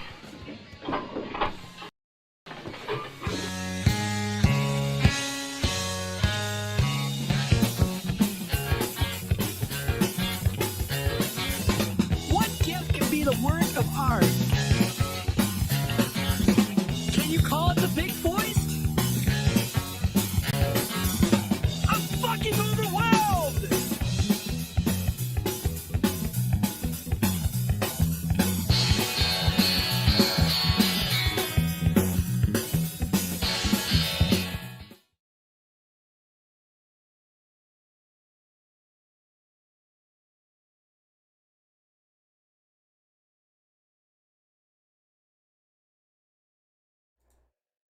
You are now on camera and on mic. Hey, okay. Welcome. Hello, how are you? I am doing well. It's good to see your face and a puppy. Oh my goodness. Yeah, this is Fern. She doesn't know how to act. She's gonna be really nosy. Oh. Does she sense your nervousness and want to calm you down, or what's? No, she loves just attention. needy. She just missed me all day and wants to be all up in my business. That's But, great. you know, I'm not gonna let her, dull my shine. I can still. Here we go. There we go. Oh my goodness. Oh my. This is turning into a full-on wrestling match. Yeah, I just got a tattoo on the side of my head, and she's trying really hard with all of her strength to lick it. So, let's see how it goes. Well, welcome. Having me. I have you superimposed right now behind a photo of the BQE. Hell I feel yeah. like you're a North Brooklyn person though, right? Isn't this like South Brooklyn? I'm pretty close. Like I'm like if I had a car, like a 5-10 minute drive from the BQE. So it's pretty close to my stomping grounds. Yeah. Cool. How has the city been for you in quarantine times? Oh, it's been so fucking weird. I don't even know myself how to act anymore. It's been a year of this, so I have no idea. Going outside is a foreign concept. Going into Manhattan is even more foreign concept. But it's just been weird and just going with it, hoping that Cuomo resigns or gets fired. That's about the extent of it. Fuck that guy. Fuck that guy Yeah, so what hard. an asshole. All the Democrats. All of them. Whatever. I mean, fuck everybody else too, but Democrats. Yeah. I feel you. We are scheduled here to talk about tour stories. Yes. And I feel like we actually have a particularly weird tour history because you rented my van, the semi-famous Cool Studs. Oh, yeah. And then it essentially exploded on you. Oh, my God. Yeah. So I think we're outside of Kansas City, which is where I moved to New York from. So it was like my homecoming show 5 years after I moved to New York. And I hadn't been back because I fucking hate everyone there. But that's besides the point. But we got like outside the city. The van was fine. And then out of nowhere, the wheel just flies off. And Elijah, the one who probably hates driving the most, was behind the wheel. And he immediately is just like, oh God. And we just, after we're going like 60 miles an hour, successfully doesn't kill anyone, gets us off of the highway. Were there other cars in the vicinity? Yeah. It's amazing that the wheel didn't hit another car. Like, so the wheel, okay, so had the wheel been smoking or anything? No, it was just like, we were just like, oh, like a check engine light is on, but it had come on and off since the day we picked up the van. Yeah, you texted me about it. You were like, there's a light on, and I looked it up, and it was like, don't worry about that light. It's not a big deal. And then the next text I got from you was you saying the wheel fell off. Yeah, just full on going like 60, 70 miles an hour, wheel off, and didn't hit any other cars. We were able to get on the side of the road as we just grinded down to a halt. It was terrifying. And Elijah does not want to drive anymore ever again. That makes sense. It makes sense to me. I wouldn't want to. Shouts out. It was a great van. That was my favorite van that we ever toured in. It was a great van. It died, right? It didn't make it, right? No, we fixed it up, and then the fine folks at Move Your Shaker bought it. Okay. Yeah. Nice. So I think it's still kicking. I actually haven't got an update on it recently, but hopefully it's got another 200,000 miles in it. Who knows? Fingers crossed. That would be great. Any other like major car issues on tour? Have you ever? What have your No. transportation? What's your transportation been like? We usually just rent one or like ride with a band that has a van already. But that's the only time. And it sucks because it was our first tour with our lead guitarist Alexa, and like 3 days in, the AC went out, and then 2 days later, the wheel flew off. Oh my God. And we were just like, I swear this doesn't happen on every tour. Alexa, I promise you this is not normal. Like, this is just a weird outlier. And she was like, no, this is great. I'm having so much fun. So it was her first tour ever. And luckily, she will remember it for quite a while, probably. No other car issues. That's good. What have been your major, where's the conflict been and the frustration then on tour? What are some moments you remember feeling like it was bad? Because I'm a touring artist, or I've been on the road a fair amount in the last 5 years. And, there's always something, right? It's always like something breaks or have too many frustrations besides like the random like offhand racist comment, which is just kind of ingrained in us being an all black band. Like, being in the UK and some guys trying to catcall at Tosh, and like she's, has dreads, and a black woman with dreads trying to like catcall her, and me being like, what's going on? Are we fucking sewing up? Are we fighting? What's happening? Let's do this right now. Let's go. But nothing can I start swinging? Can I? Yeah. Nothing like super like drastic. It's usually like a pretty great time. Okay, tell them about Vincent. How Vincent was ready to like die for you. Who's your this is your fiance, right? Wife? Yeah, that's my wife. Nicole. Can we get a cameo? Is that possible? Our resident photographer, the person that makes us all look beautiful. This is her. Hello. I think we may have met very. Oh wait, how's it? It's like reversed. Yeah. I don't know how to be a person either. Okay. Yeah. And then Fern's taking your spot. It's fine. Well, thank you. We were in Paris. It's fine. The last day of the tour, I think. And we came like an 8-hour overnight bus from Amsterdam or Belgium or something. And our friend Vincent, who is a Paris local, was taking us around. He's like this sweet little like 5'4" man, very well mannered. And like me and Eli, who has dreads like down to his butt, are walking to the Eiffel Tower, and some guy makes some comment in French that we didn't get, and I guess calling Eli like some black soccer player. And Vincent, this sweet man, just starts rapid fire cussing in French.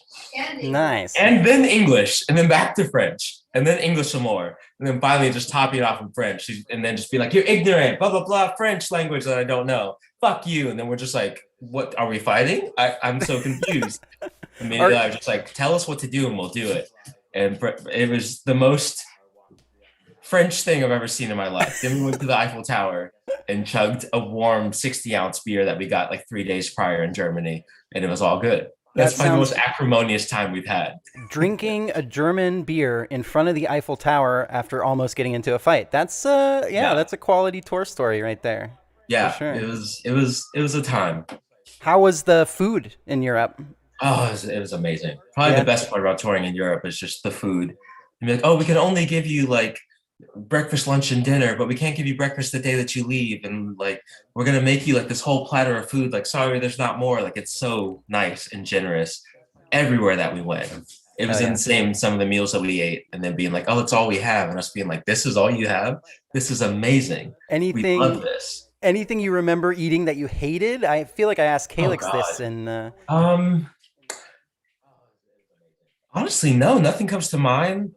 When we were laid over in Iceland, I tried that what's the Iceland thing? That fish Oh stuff? my god, fermented fish, yeah. Yeah, and it was not great. That was in the airport, so that wasn't like, someone putting us up for the night. That was just the airport food. You got the airport fermented fish? I know. They were doing two Are form you okay? mimosas. I was not okay at the time. I was a different person back then. But nothing like sticks out as being terrible. For the most part, we have really great time on tour. I don't think, as far as like language barrier stuff, is the worst thing we ever think of, or just like us saying something very black and these German people being like, what does that mean? Or like having to explain an inside Southern joke. But nothing super like terrible ever pops off, luckily. Fingers crossed. Yeah. You want to go back to Europe particularly? Do you like it better than touring in America? Oh, it's night and day. Yeah, it's so fun. And just, living in America, growing up here, like you can't wait to get out and be like, how do other 20-somethings live? And what are other punks like? So yeah, we were supposed to, before everything like officially shut down. We were going to do a headlining tour in the UK and Europe, and we were super excited to go back. But yeah, it's very fun over there. It's insane, just the amount of good times and memories we made.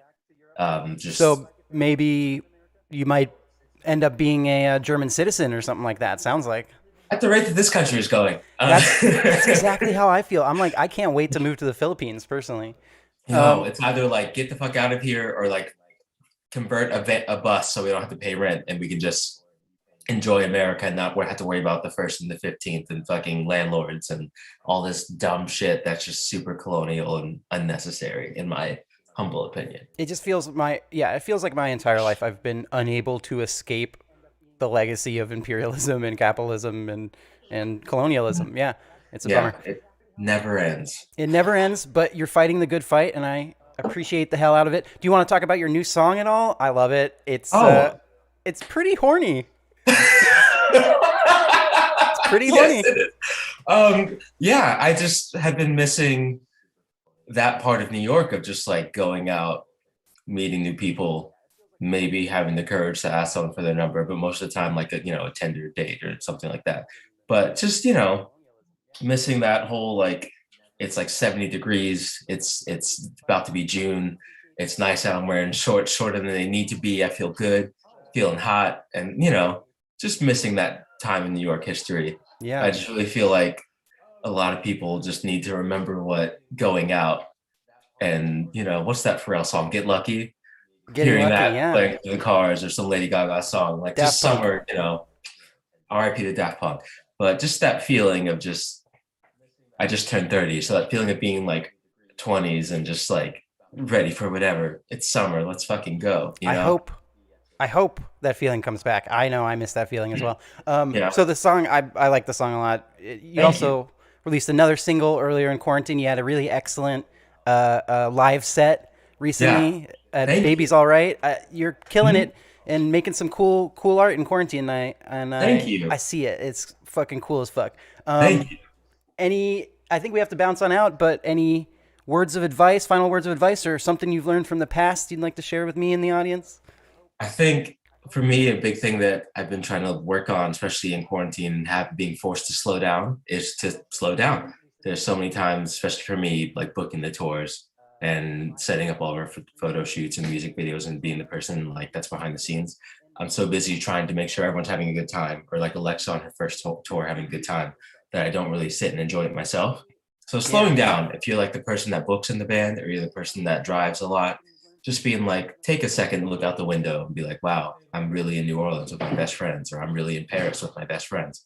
So just taking the time to slow down and enjoy the payoff for all the work that you do. You know how it is being a musician, being an artist. There's a lot of work and sometimes not the payoff that you hope for. So taking a moment to just appreciate whatever payoff you get.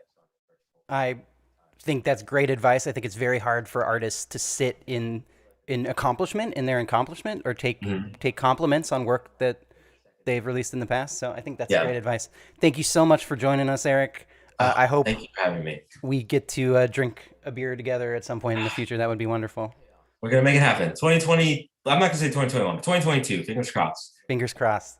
We're running about 20 minutes late, but here is Biitchseat's amazing cover set. See you in a bit. Hey everyone. So I totally blanked on being, a human that would introduce themselves to other people in the videos to come. So I'm Taylor. My band is Biitchseat. This is very exciting. I love playing covers. Thank you so much for having us, Harrison. Let's frickin' go.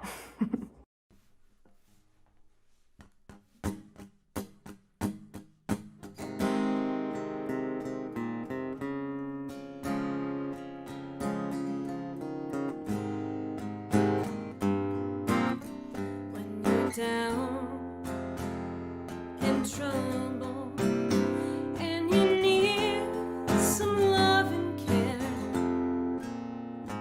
and nothing, oh nothing is going right.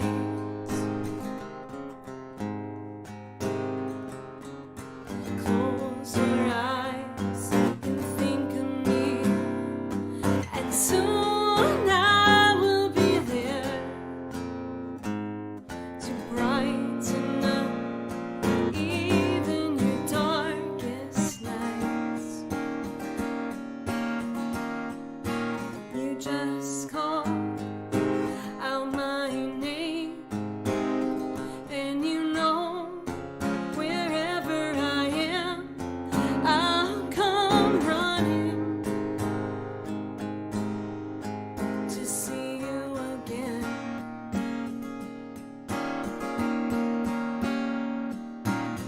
Winter, spring, summer, fall. All you got to do is call, and I'll be there. Yes, I will. You got a friend.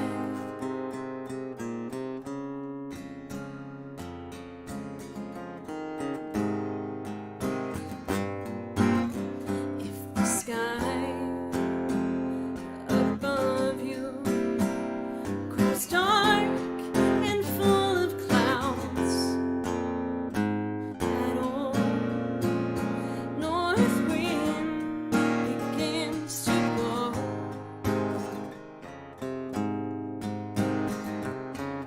Keep your head together and call my name out loud. And soon you'll hear me knocking at your door.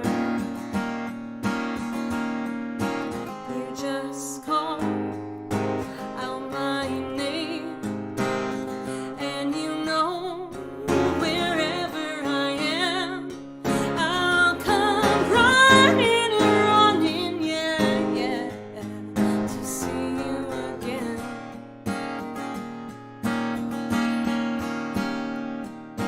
Winter, spring, summer, or fall. All you got to do is call, and I'll be there. Yes, I will. Now ain't good to know that you got a friend. When people can be so cold, they'll hurt you, yes, and desert you. They'll take your soul if you let them. Oh, don't you let them. You just call out my name, and you know wherever I am, I'll come running, running, yeah, yeah, to see you again.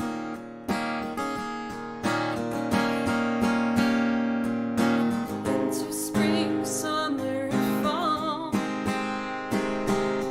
All you got to do is call, and I'll be there. Yes, I will. You got a friend. You got a friend in me. You got a friend. Yeah, baby, you got a friend in me. Ain't it good to know? Ain't it good to know? You got a friend.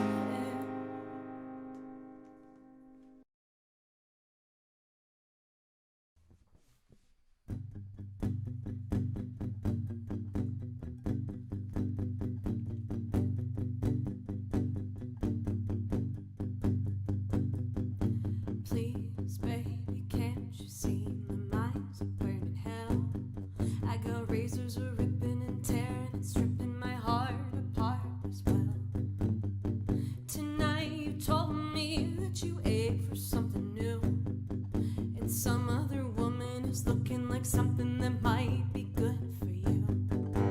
Go on and hold her till the screaming is done. Go on, believe her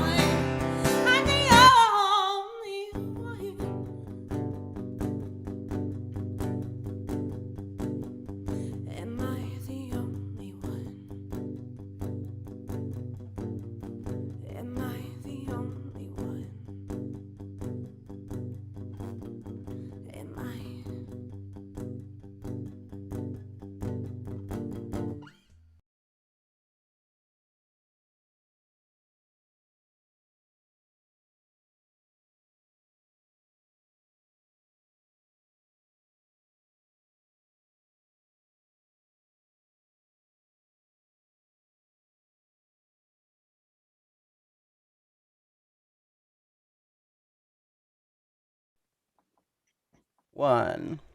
Hello. Hello.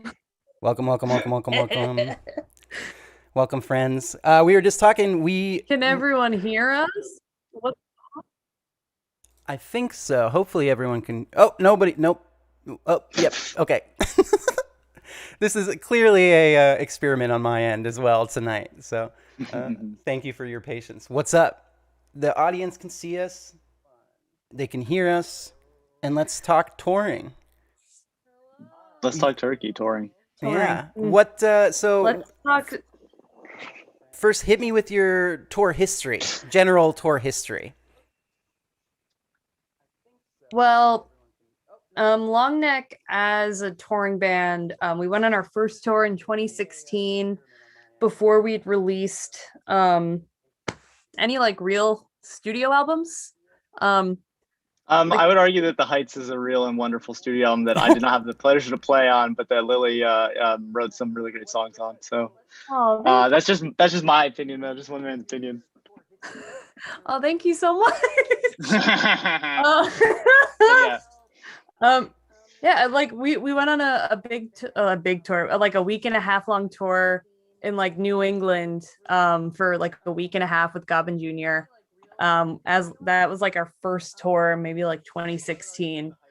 And then they're great. They're wonderful. I love. They've been doing it forever too. Oh, they're pros. We've toured with them like more than any other four band. times. Yeah, and now one of their members is now a member in our band. So yeah, we love Goblin Jr. a lot. Hell yeah. Hell yeah. Oh yeah. But yeah, and we've kind of been touring. So well, I'd say since, but like, you know, this year didn't happen. Yeah. We were supposed to tour this year. We had an album come out and everything. Yeah, we did. We were supposed to do a whole thing. I was gonna go play some solo shows in the UK. It was gonna be like a really good year. Oh. And it got stolen from you. What the frick? It did. Well, you told me when I first of all, Lily, you've been booking and promoting and essentially running solo your own live streaming series on YouTube, right? Yeah, it's called Around the Campfire every Friday since August at 7 p.m. EST. We've had so many wonderful people on. Bad Moves played. Hell yeah. And Adult Mom has played. So many. Oceanator, so many wonderful. Oh my gosh. Hell yeah. Well, it's a family affair. Respect it so much because it's so fucking hard to do. Frickin' hard to do. Friggin' hard. YouTube. Let's cuss. So I wanted to hit you up to be a part of this event, and you immediately were like, "We've got tour stories." So I want to hear what you got cooking, and what you remember as the really memorable stuff. You know. There's one that like immediately comes to mind. John, you might tell it a little better than I do because we I can have do a it very, together. Yeah, I have a very flawed, innocent memory of what happened. And yeah, you were this actually works with the theme of the show. We did learn a lesson. I'll get to at the end of this story, but basically we were playing in Arcadia, California, which is like, you know, it's like hippie country, like very like kind of crunchy and stuff. And we were staying with like a friend of the booker who like came up to like me and our bassist Alex and our previous guitarist Kevin was like, "Hey, I heard you guys need a place to stay." We were like, yeah, man. I think Zev is working out as the booker. Like, yeah, I think he's working out. They're working out. Like, I think it's cool. And he's like, "My name's Jacob. I'm Zev's friend. I'm the one putting you up." And we're like, "Oh, cool, man. Thanks." All right. And he gives us the address and we go back to his place, and it's like this weird. I have actually a couple of pictures of it here. Oh, you did? Oh my god! Yes, like, please. It's like Wait, show them. Get it close. Yeah. A Let's see if we can lofted get warehouse. Yeah, it's like a big, like this big open room with like a tree house, which is like this little structure up here. I see it. Yeah, I dig it. Yeah, and it basically looks like a garage. Yeah, like, but if Pee Wee Herman owned a garage. Okay, cool. And we go in, and there's like 4 people sit around like a kitchen island, and we're like, "Hey, what's up? We're crashing here," and they're upset. And Oh Two of them no. do not give names. Two of them introduce themselves like, "Oh hey, I'm Stan," and "Oh hey, I forget the I other forget person's the other person's name. name. Yeah. We'll call them we'll call Fran, Stan and Fran. Stan and Fran. Stan and Fran. Our friends. And the other two folks did not look happy, nor did they tell us who they were. And they just like the vibe. When I say the vibe got tense, that's an understatement. It was openly hostile. It was openly hostile. Yeah. And we're like, and we're like loading in and just like la la la la la, like, oh, we're staying here. We're lucky to have a place to stay. We've never been on this side of the country before. And then like after like 15 minutes or so of this, like, you know, murmuring in the corner, the other like nameless people like look at us and slam a bottle of wine down on the kitchen island and go, "Here, you can have this. We're gonna go now." What? I think they even said verbatim, "Well, I guess we're not gonna be drinking this wine anymore if you guys want it." Wait, why did someone offer it? Wait, did your host offer it? Or like it was just No, that guy disappeared. Yeah. He disappeared because we found out shortly after this that the reason he was being kind of sketchy was that he was like a weed farmer, and he was going to like get like a pillowcase full of weed to share with us. And so we're like there hanging out with Stan, Fran, and you know, these other two people. And yeah, they get upset and like leave, and we're kind of like, okay, that's weird.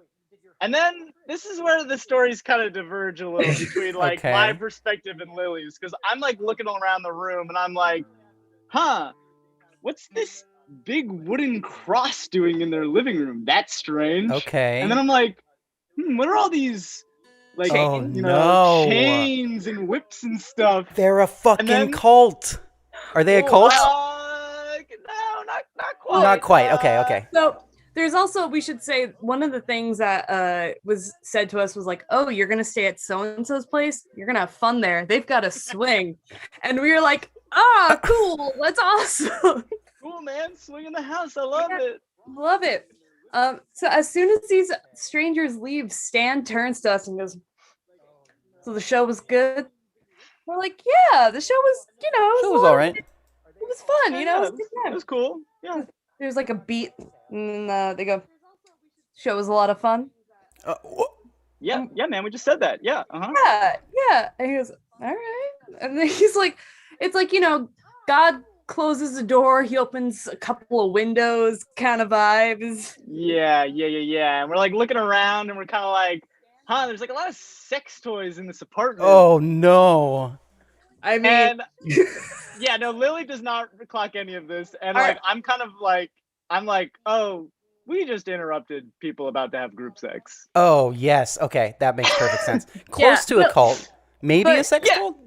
Yeah, exactly. Yeah. But like, here's the thing, like you and like Alex and Katie were like sitting, like, so y'all were like staying on the couch, just like like not gonna like explore, walk around, look at anything. And then Kevin and I are like walking around like, "Ooh, what's this?" Like, oh, you're Kevin's like running your hands through the hips. Kevin's running his hands through these cat of nine tails, and like, I'm like, "Ooh, the swing!" And like, I'm going on the swing. Lily's like, "Wow, this is just like the swing that we used in circus in college." And I'm like, "Lily, you don't want to be on that swing right now." And you know, like the next morning, we're finding all these Polaroids of like Stan naked on a mountain, and even then, it didn't click. So you knew is what you're saying, John? Is that like you figured it out pretty quickly? Yeah. And then as soon as we got in the van and like drove away, like there's like kind of a beat, and then I'm like, "So you guys know that we interrupted an orgy last night, right?" I screamed. Yeah. I was Amazing. driving and I screamed. It's just like, ah! Amazing. I love it. Well, yeah, we are running late, and I feel like Sex Cult is pretty great. Do you have? I have the lesson real quick. Okay, yeah. If you live with roommates, just communicate to them about like your plans to like use the living room to have sex. Like Yeah. that's just a kind of basic Right, rule right, that you should. right. So when a stick to. band comes through, you're not like really upset because you've already talked about it. Yeah. Exactly. Yeah, just communicate. Communicate. Yeah. Communicate with your communicate. And with your... maybe buy more bottles of wine in that case. Yeah. Because you never know. Like maybe it's gonna get crashed. Who knows?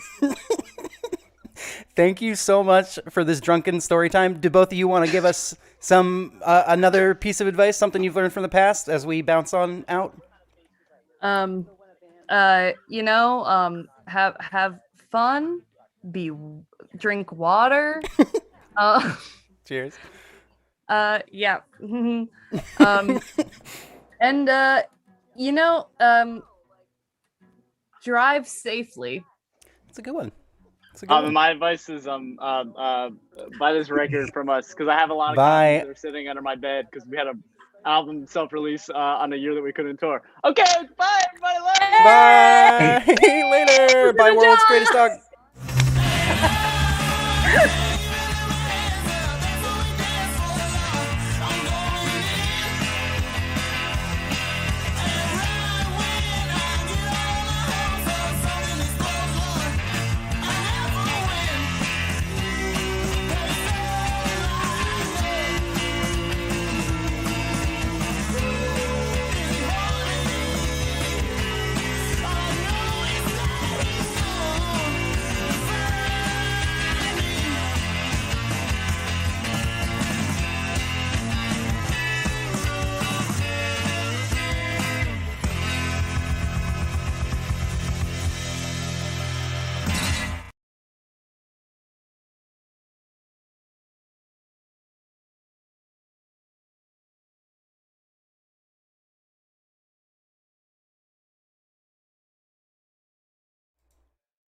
Hello, welcome.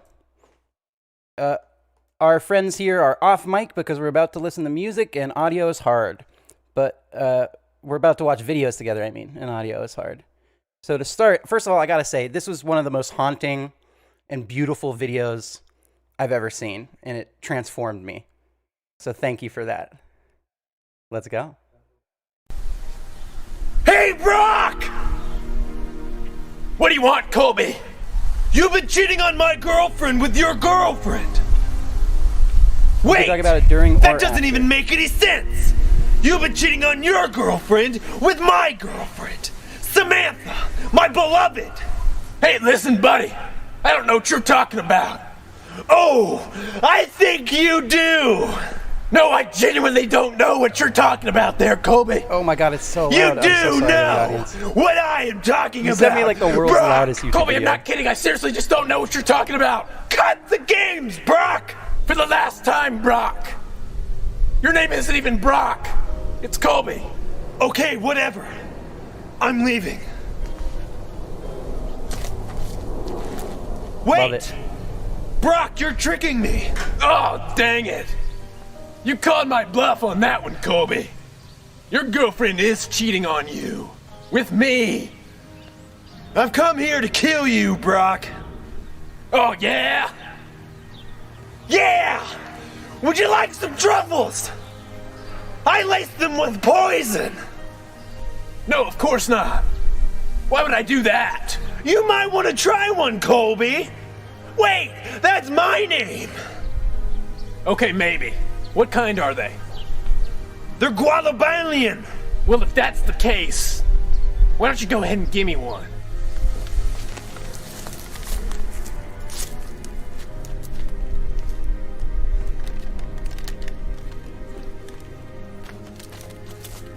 Something nefarious is about to happen, I think.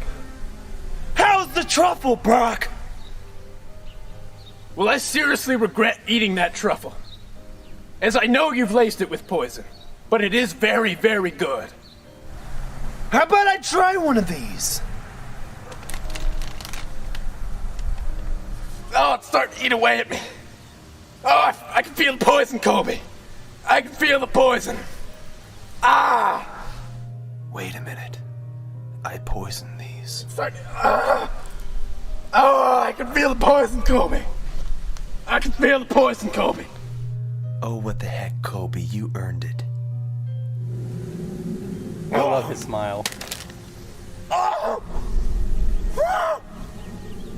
Brock! Brock, you tricked me, Brock! Oh! I can feel it, Kobe. I can feel the poison, Kobe.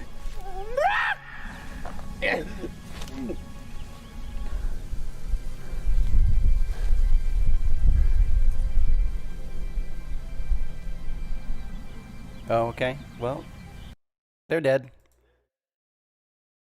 Beautiful, beautiful, beautiful. Thank you for that.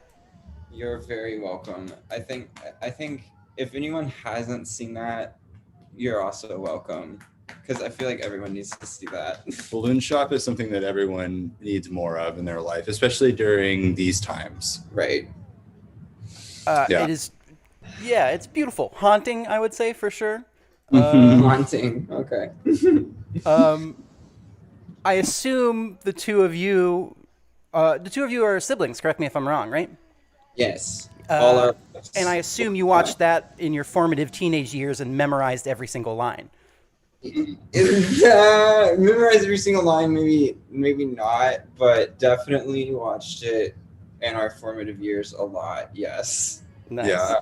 Balloon Shop was like that type of sketch humor was like right down our alley when we were trying to figure out our sort of like independent senses of. It was very current on YouTube as well. Like when we were watching it, it feels much more dated now. Yeah. But yeah, it was the funniest thing that I think I'd ever seen at that time.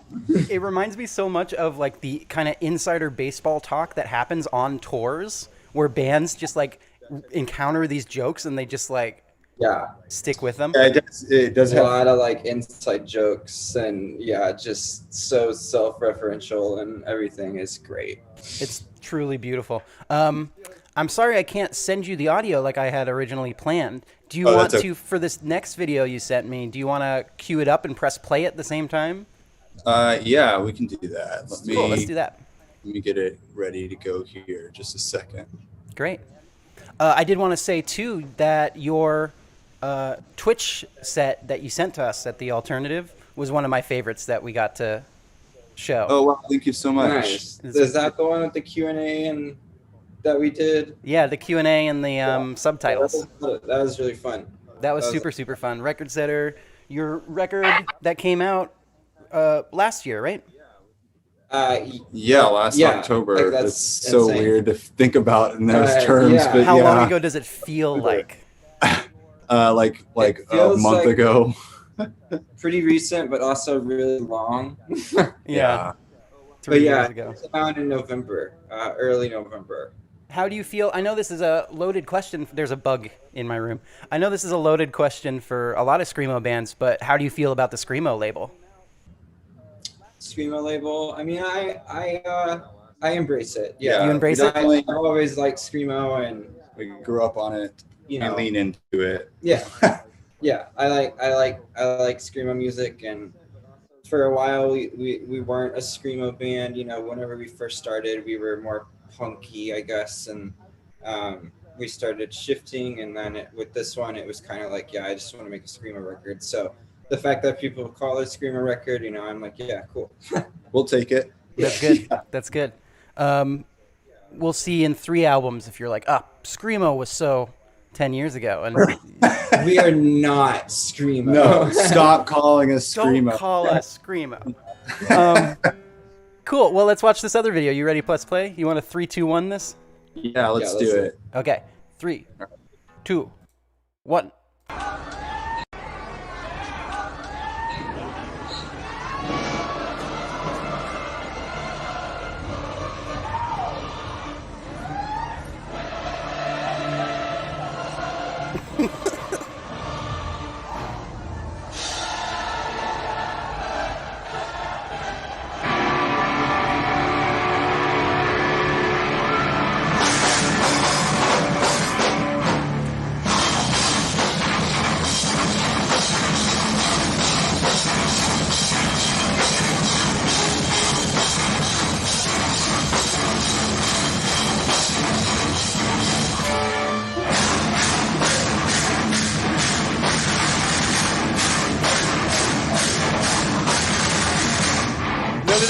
I think it's actually perfect for this event. You sent me a 240p video, which is like I couldn't from 2006, and I'm like, or 3 or I forget. And I was like, this is perfect. This is exactly what I was looking for. Like shaky cam footage.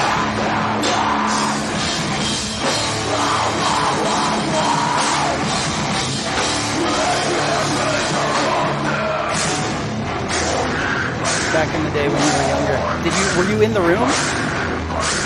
I assume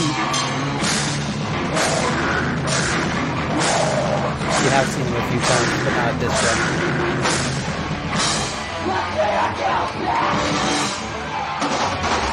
You're big into Christian metalcore. I would not have guessed that, and that's the bill. That's actually like a common thing among certain post-hardcore people.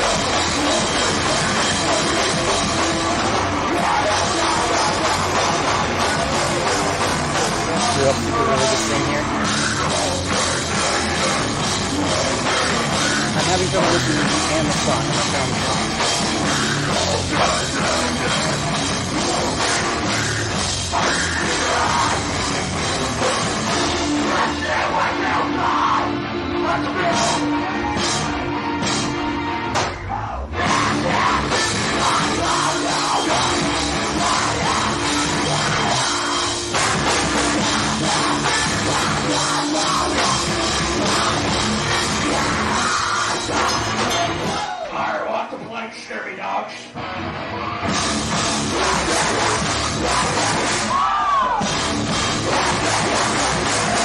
I wanted to do this.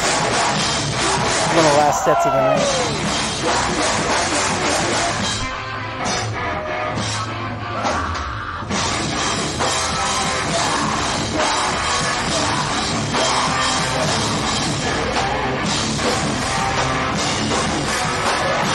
Ah, the double time.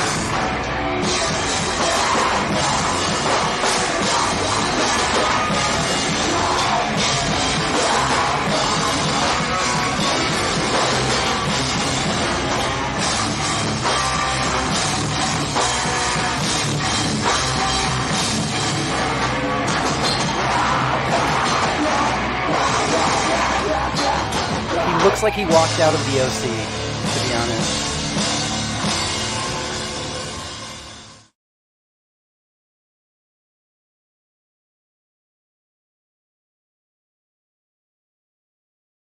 Wait, you have to say that again. Sorry. Do it again. No problem. No problem. That video was part of a DVD that was on a double album release of, was it the Plagues re-release, I think is what it was, that they put out. It was Plagues. But right. In like right before with Roots Above came out. Anyways, it came with a DVD that had all this live footage on it. That set was part of the DVD. And I have like a very clear memory of like watching the DVD, like, and listening to the record on the way to the show.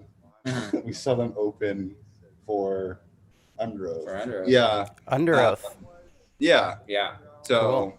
I don't know. That stuff was really big for like 16 to 18-year-old Jake and Judy. Oh, yeah.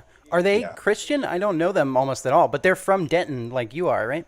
Oh, no. Delaware Prada is, I don't know where they're from, actually. Ohio or something like that, but Iowa or something. I think they're somewhere out there. Fake fans we are. Oh, they're from Dayton, Ohio. But I think it's Ohio. But no, they just toured a lot in those. They were like big road dogs. And, I Google searched the band because I couldn't name a song by them. I don't know them that well. My association with the Devil Wears Prada is the movie. So yeah. I Googled them, and they're from Dayton, Ohio, but I thought it said I had Denton on the brain, Denton, Texas on the brain because of y'all. So I thought maybe they were a hometown band. But, damn, I should have. No, that would be cool though. But yeah, they were big deal back in the day. Yeah, just watching that when I was young. That's great. So comedy videos about dying and murdering people, and Christian screamo. Yeah, Christian that was pretty much it. That's how we coped. It makes, for whatever reason, it makes perfect sense to me based on your music. Yeah. I think we're half an hour behind, so I'm gonna keep on moving. Yeah, no Thank you worries, so absolutely. much This was for fun. agreeing to do this. Can either of you want to tell the audience and me some words of advice or wisdom that you've learned from the past before we go? If you can't drop whatever it is in 30 seconds when you feel that heat coming around the corner, don't bother getting in the kitchen. Robert De Niro, Heat. Very nice. Thank All you so right. much. Thank you. Bye, everybody. Later. Bye.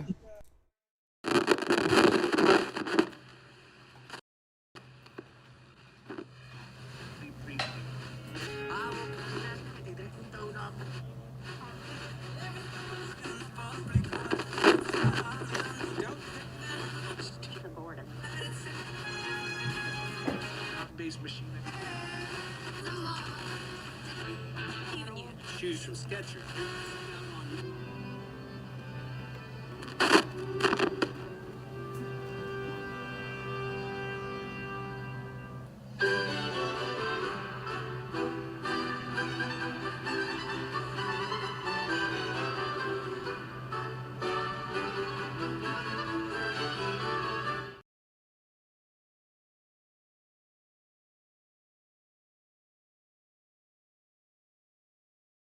You a few more songs. Here's one from a band called Bad Movies.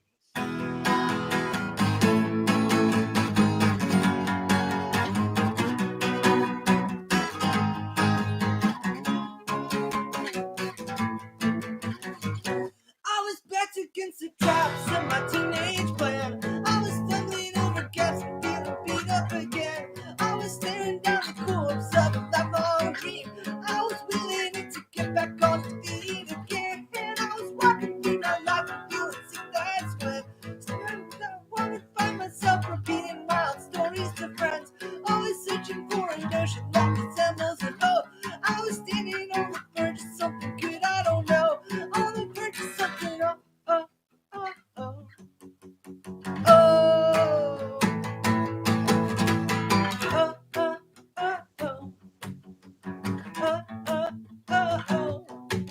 From the traps of my teenage plan, I was wearing on my feet again. Looking nuts for some businessman who couldn't give a second shit about my hand. I take a hope and a bar to jam.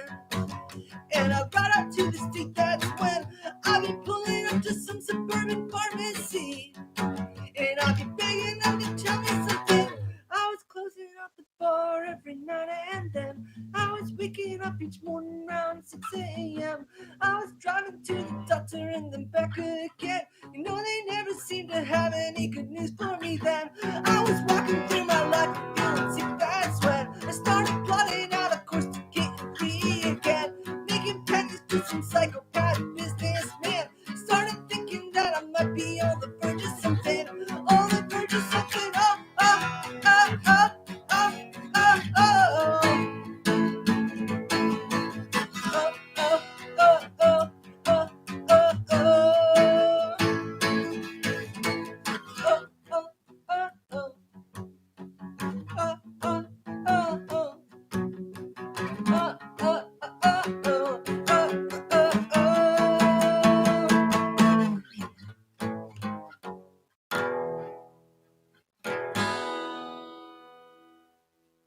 all right. I think somebody before was asking in the chat who my favorite ghost was. And the answer is Ted Leo. So here I'm going to play a song by Ted Leo about how he's a ghost.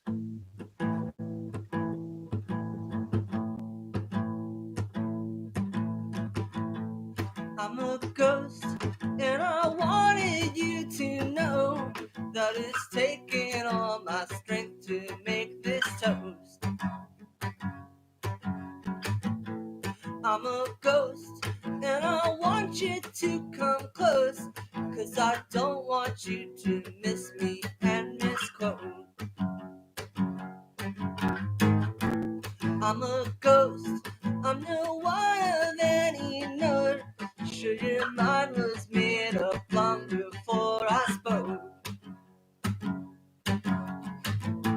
But I'm a ghost, one of their unholy hosts, made invisible and mute but with sore throats. Look, you can't make a sound from 6 feet underground. Now you'll say you disagree. Keep my statistic around, but it looks like a dog and it smells like a dog. Well, then it probably is, so let's just give it a walk. Yeah, yeah, yeah.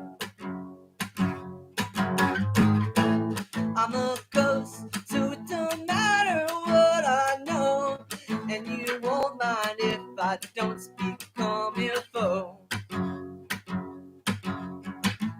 But you've been caught in flagrante delicto, and the ghosts are lining up outside your door. Can't make a sound from 6 feet underground. Now you'll say you disagree, but come on, look what we found. If I talk till I'm dead, still not getting your head, well then it's probably dead inside your bed. Yeah, yeah, yeah. Why did you not talk to me? You said you would talk to me.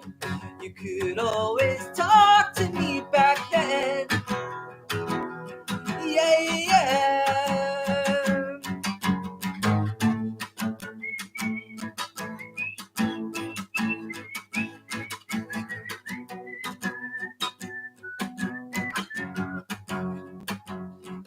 There's no more tale to recount and no more truth to renounce, and no more finding me here if they do come around. See, you lowered me down, you're back deep underground. I'm on my side in the earth, but there's no rebirth. Yeah, yeah. Why did you not come to me? You said you would come to me. You could always come to me back then. Yeah, yeah. Why did you not talk to me? You said you would talk to me. You could never talk to me again. Yeah, yeah. Talk to me again. Yeah, yeah. Oh, yeah, yeah. Oh, yeah, yeah. Oh, yeah,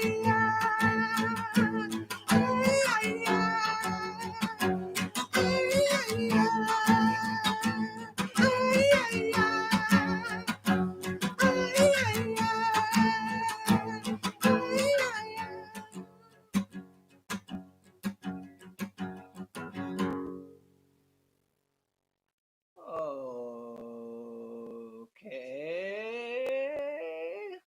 I'll do 2 more songs. Here's one from the past. It's a Spoon Boy song.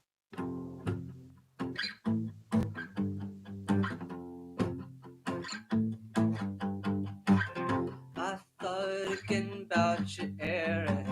Took the bus past the house I grew up in, but it's just some walls to keep the warm air in. Just a number on a scrap in my pocket, and these illusions to home, they found a place in me too.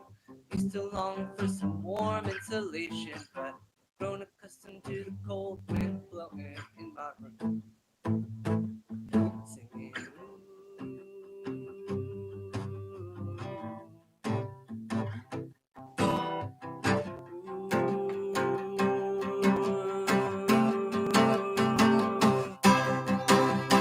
it's not a matter of strength that pushes blood through your veins. It's just a matter of a heart that keeps pumping it. That's a matter of another sort. I used to think that one day I'd settle into some place. I used to find the will to be content, settled into the dispossession of sentiment. That's alright.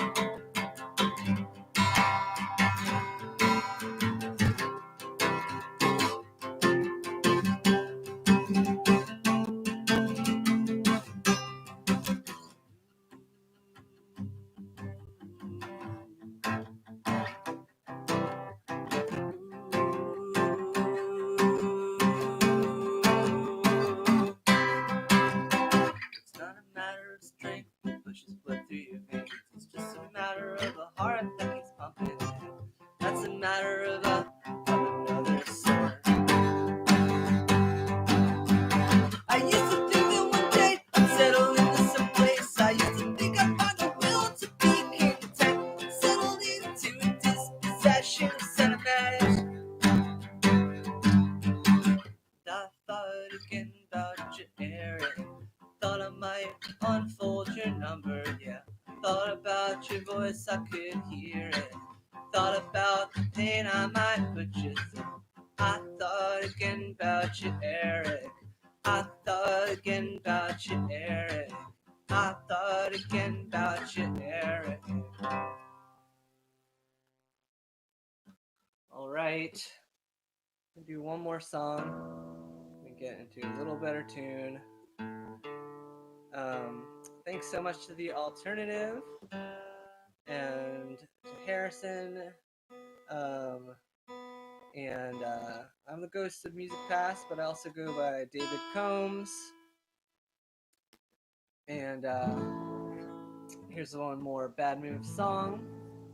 And I want to dedicate it to live music, something that I think we have all been missing. The song is called Missing.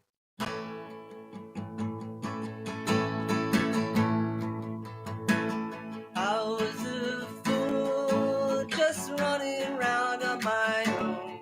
Then I played it cool with the boys at the end of the bar. Though I might say I didn't have a care in the world then, it wasn't true. I was missing you. I was missing you. I was missing you. We took a walk down 17th in the moonlight. I held my breath at the step by the edge of your door. And I nodded yes when you said, hey, is everything alright? But it wasn't true. I was missing you. I was missing you. I was missing you.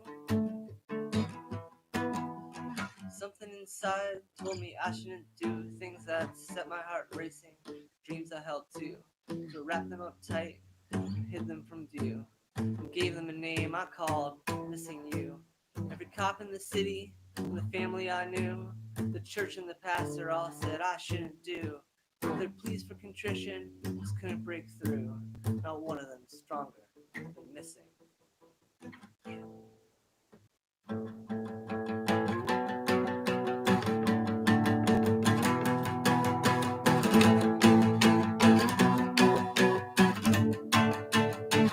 I was missing you. I was missing you. I was missing you. I was missing you. I was missing you. I was missing you. I was missing you. I was missing you. Cops in the city, yeah, and everyone I knew. The church and the pastor couldn't tell me what to do. The pleas for contrition, yeah, well, none of them broke through. Not one of them was stronger than missing you.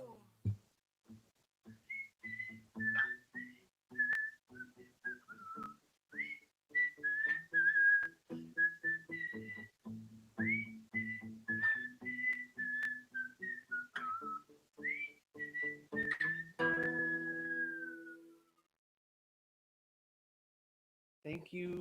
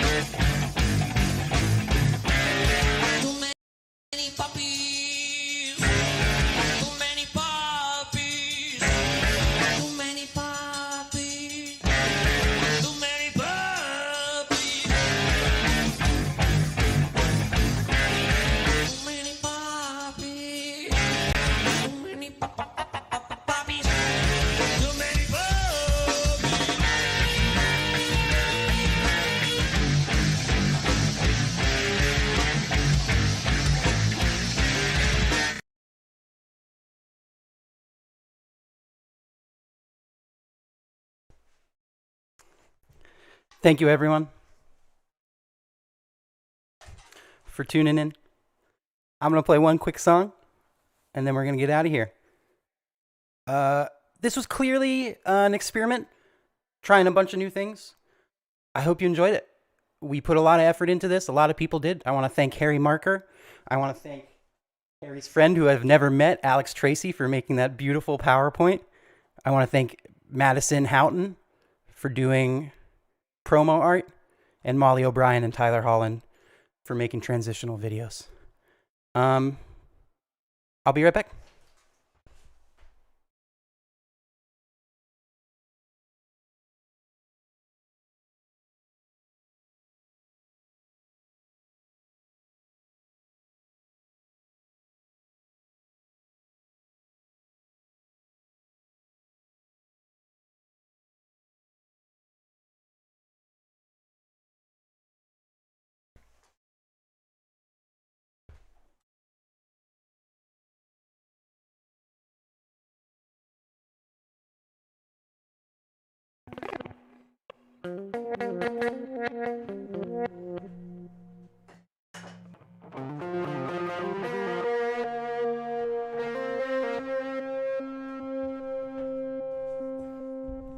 Check, check.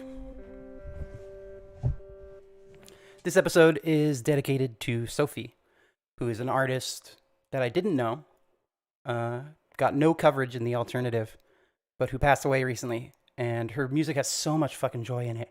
It's incredible. Sophie's someone who I immediately recognized. At first, when my good friend and bandmate Zach introduced me, I did not like Sophie.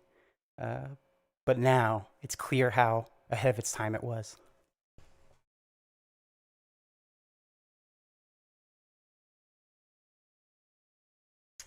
So this episode is dedicated to Sophie, to the many collaborators tonight, the great collaborators in my life and your life, and to the many, many trans people who will never get credit for the work that they do. I wanted to say, I was thinking yesterday, I was like, I have to say this. Trans people invented culture. Trans people built civilization and never got credit for it. And yeah, this is a Sophie song.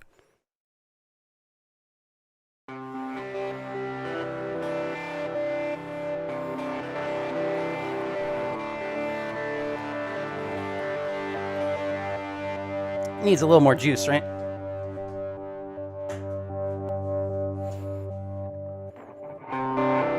We were young and out of control. I hadn't seen you since I was about 16 years old.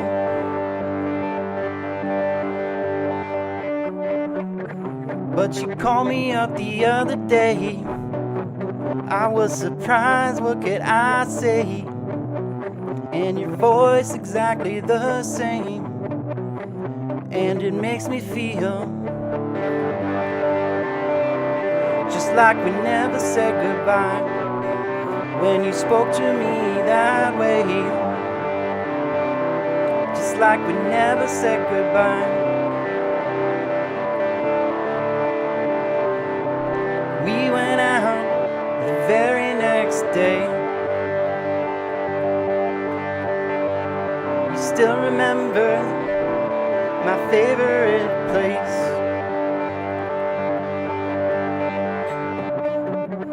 And we laughed just like we used to, and did everything we liked to do.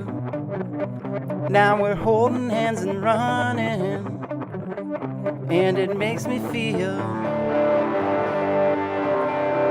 just like we never said goodbye. When you talk to me that way, just like we never said goodbye.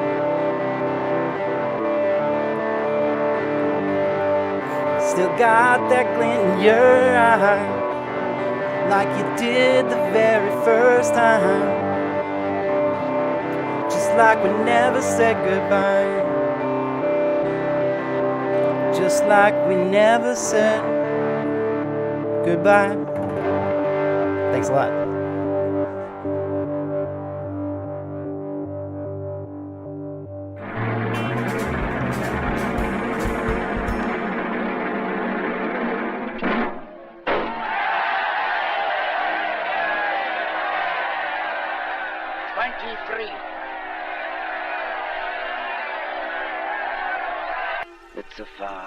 better thing I do than I have ever done. It's a far, far better rest I go to than I have ever known.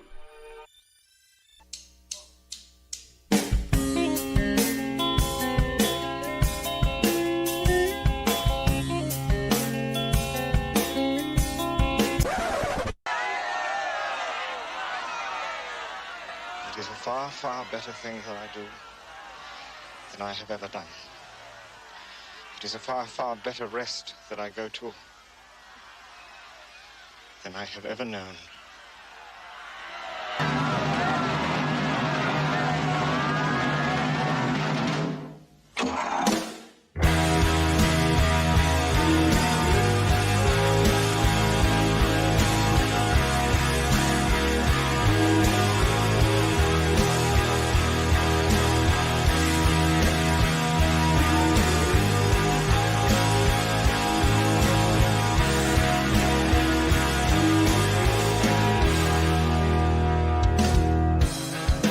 Reach your fear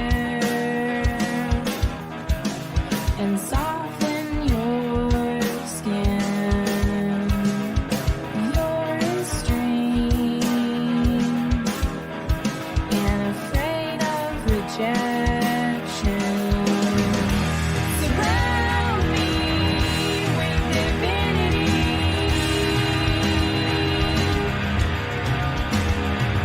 Surround me with possibility. Waiting to lift and to move.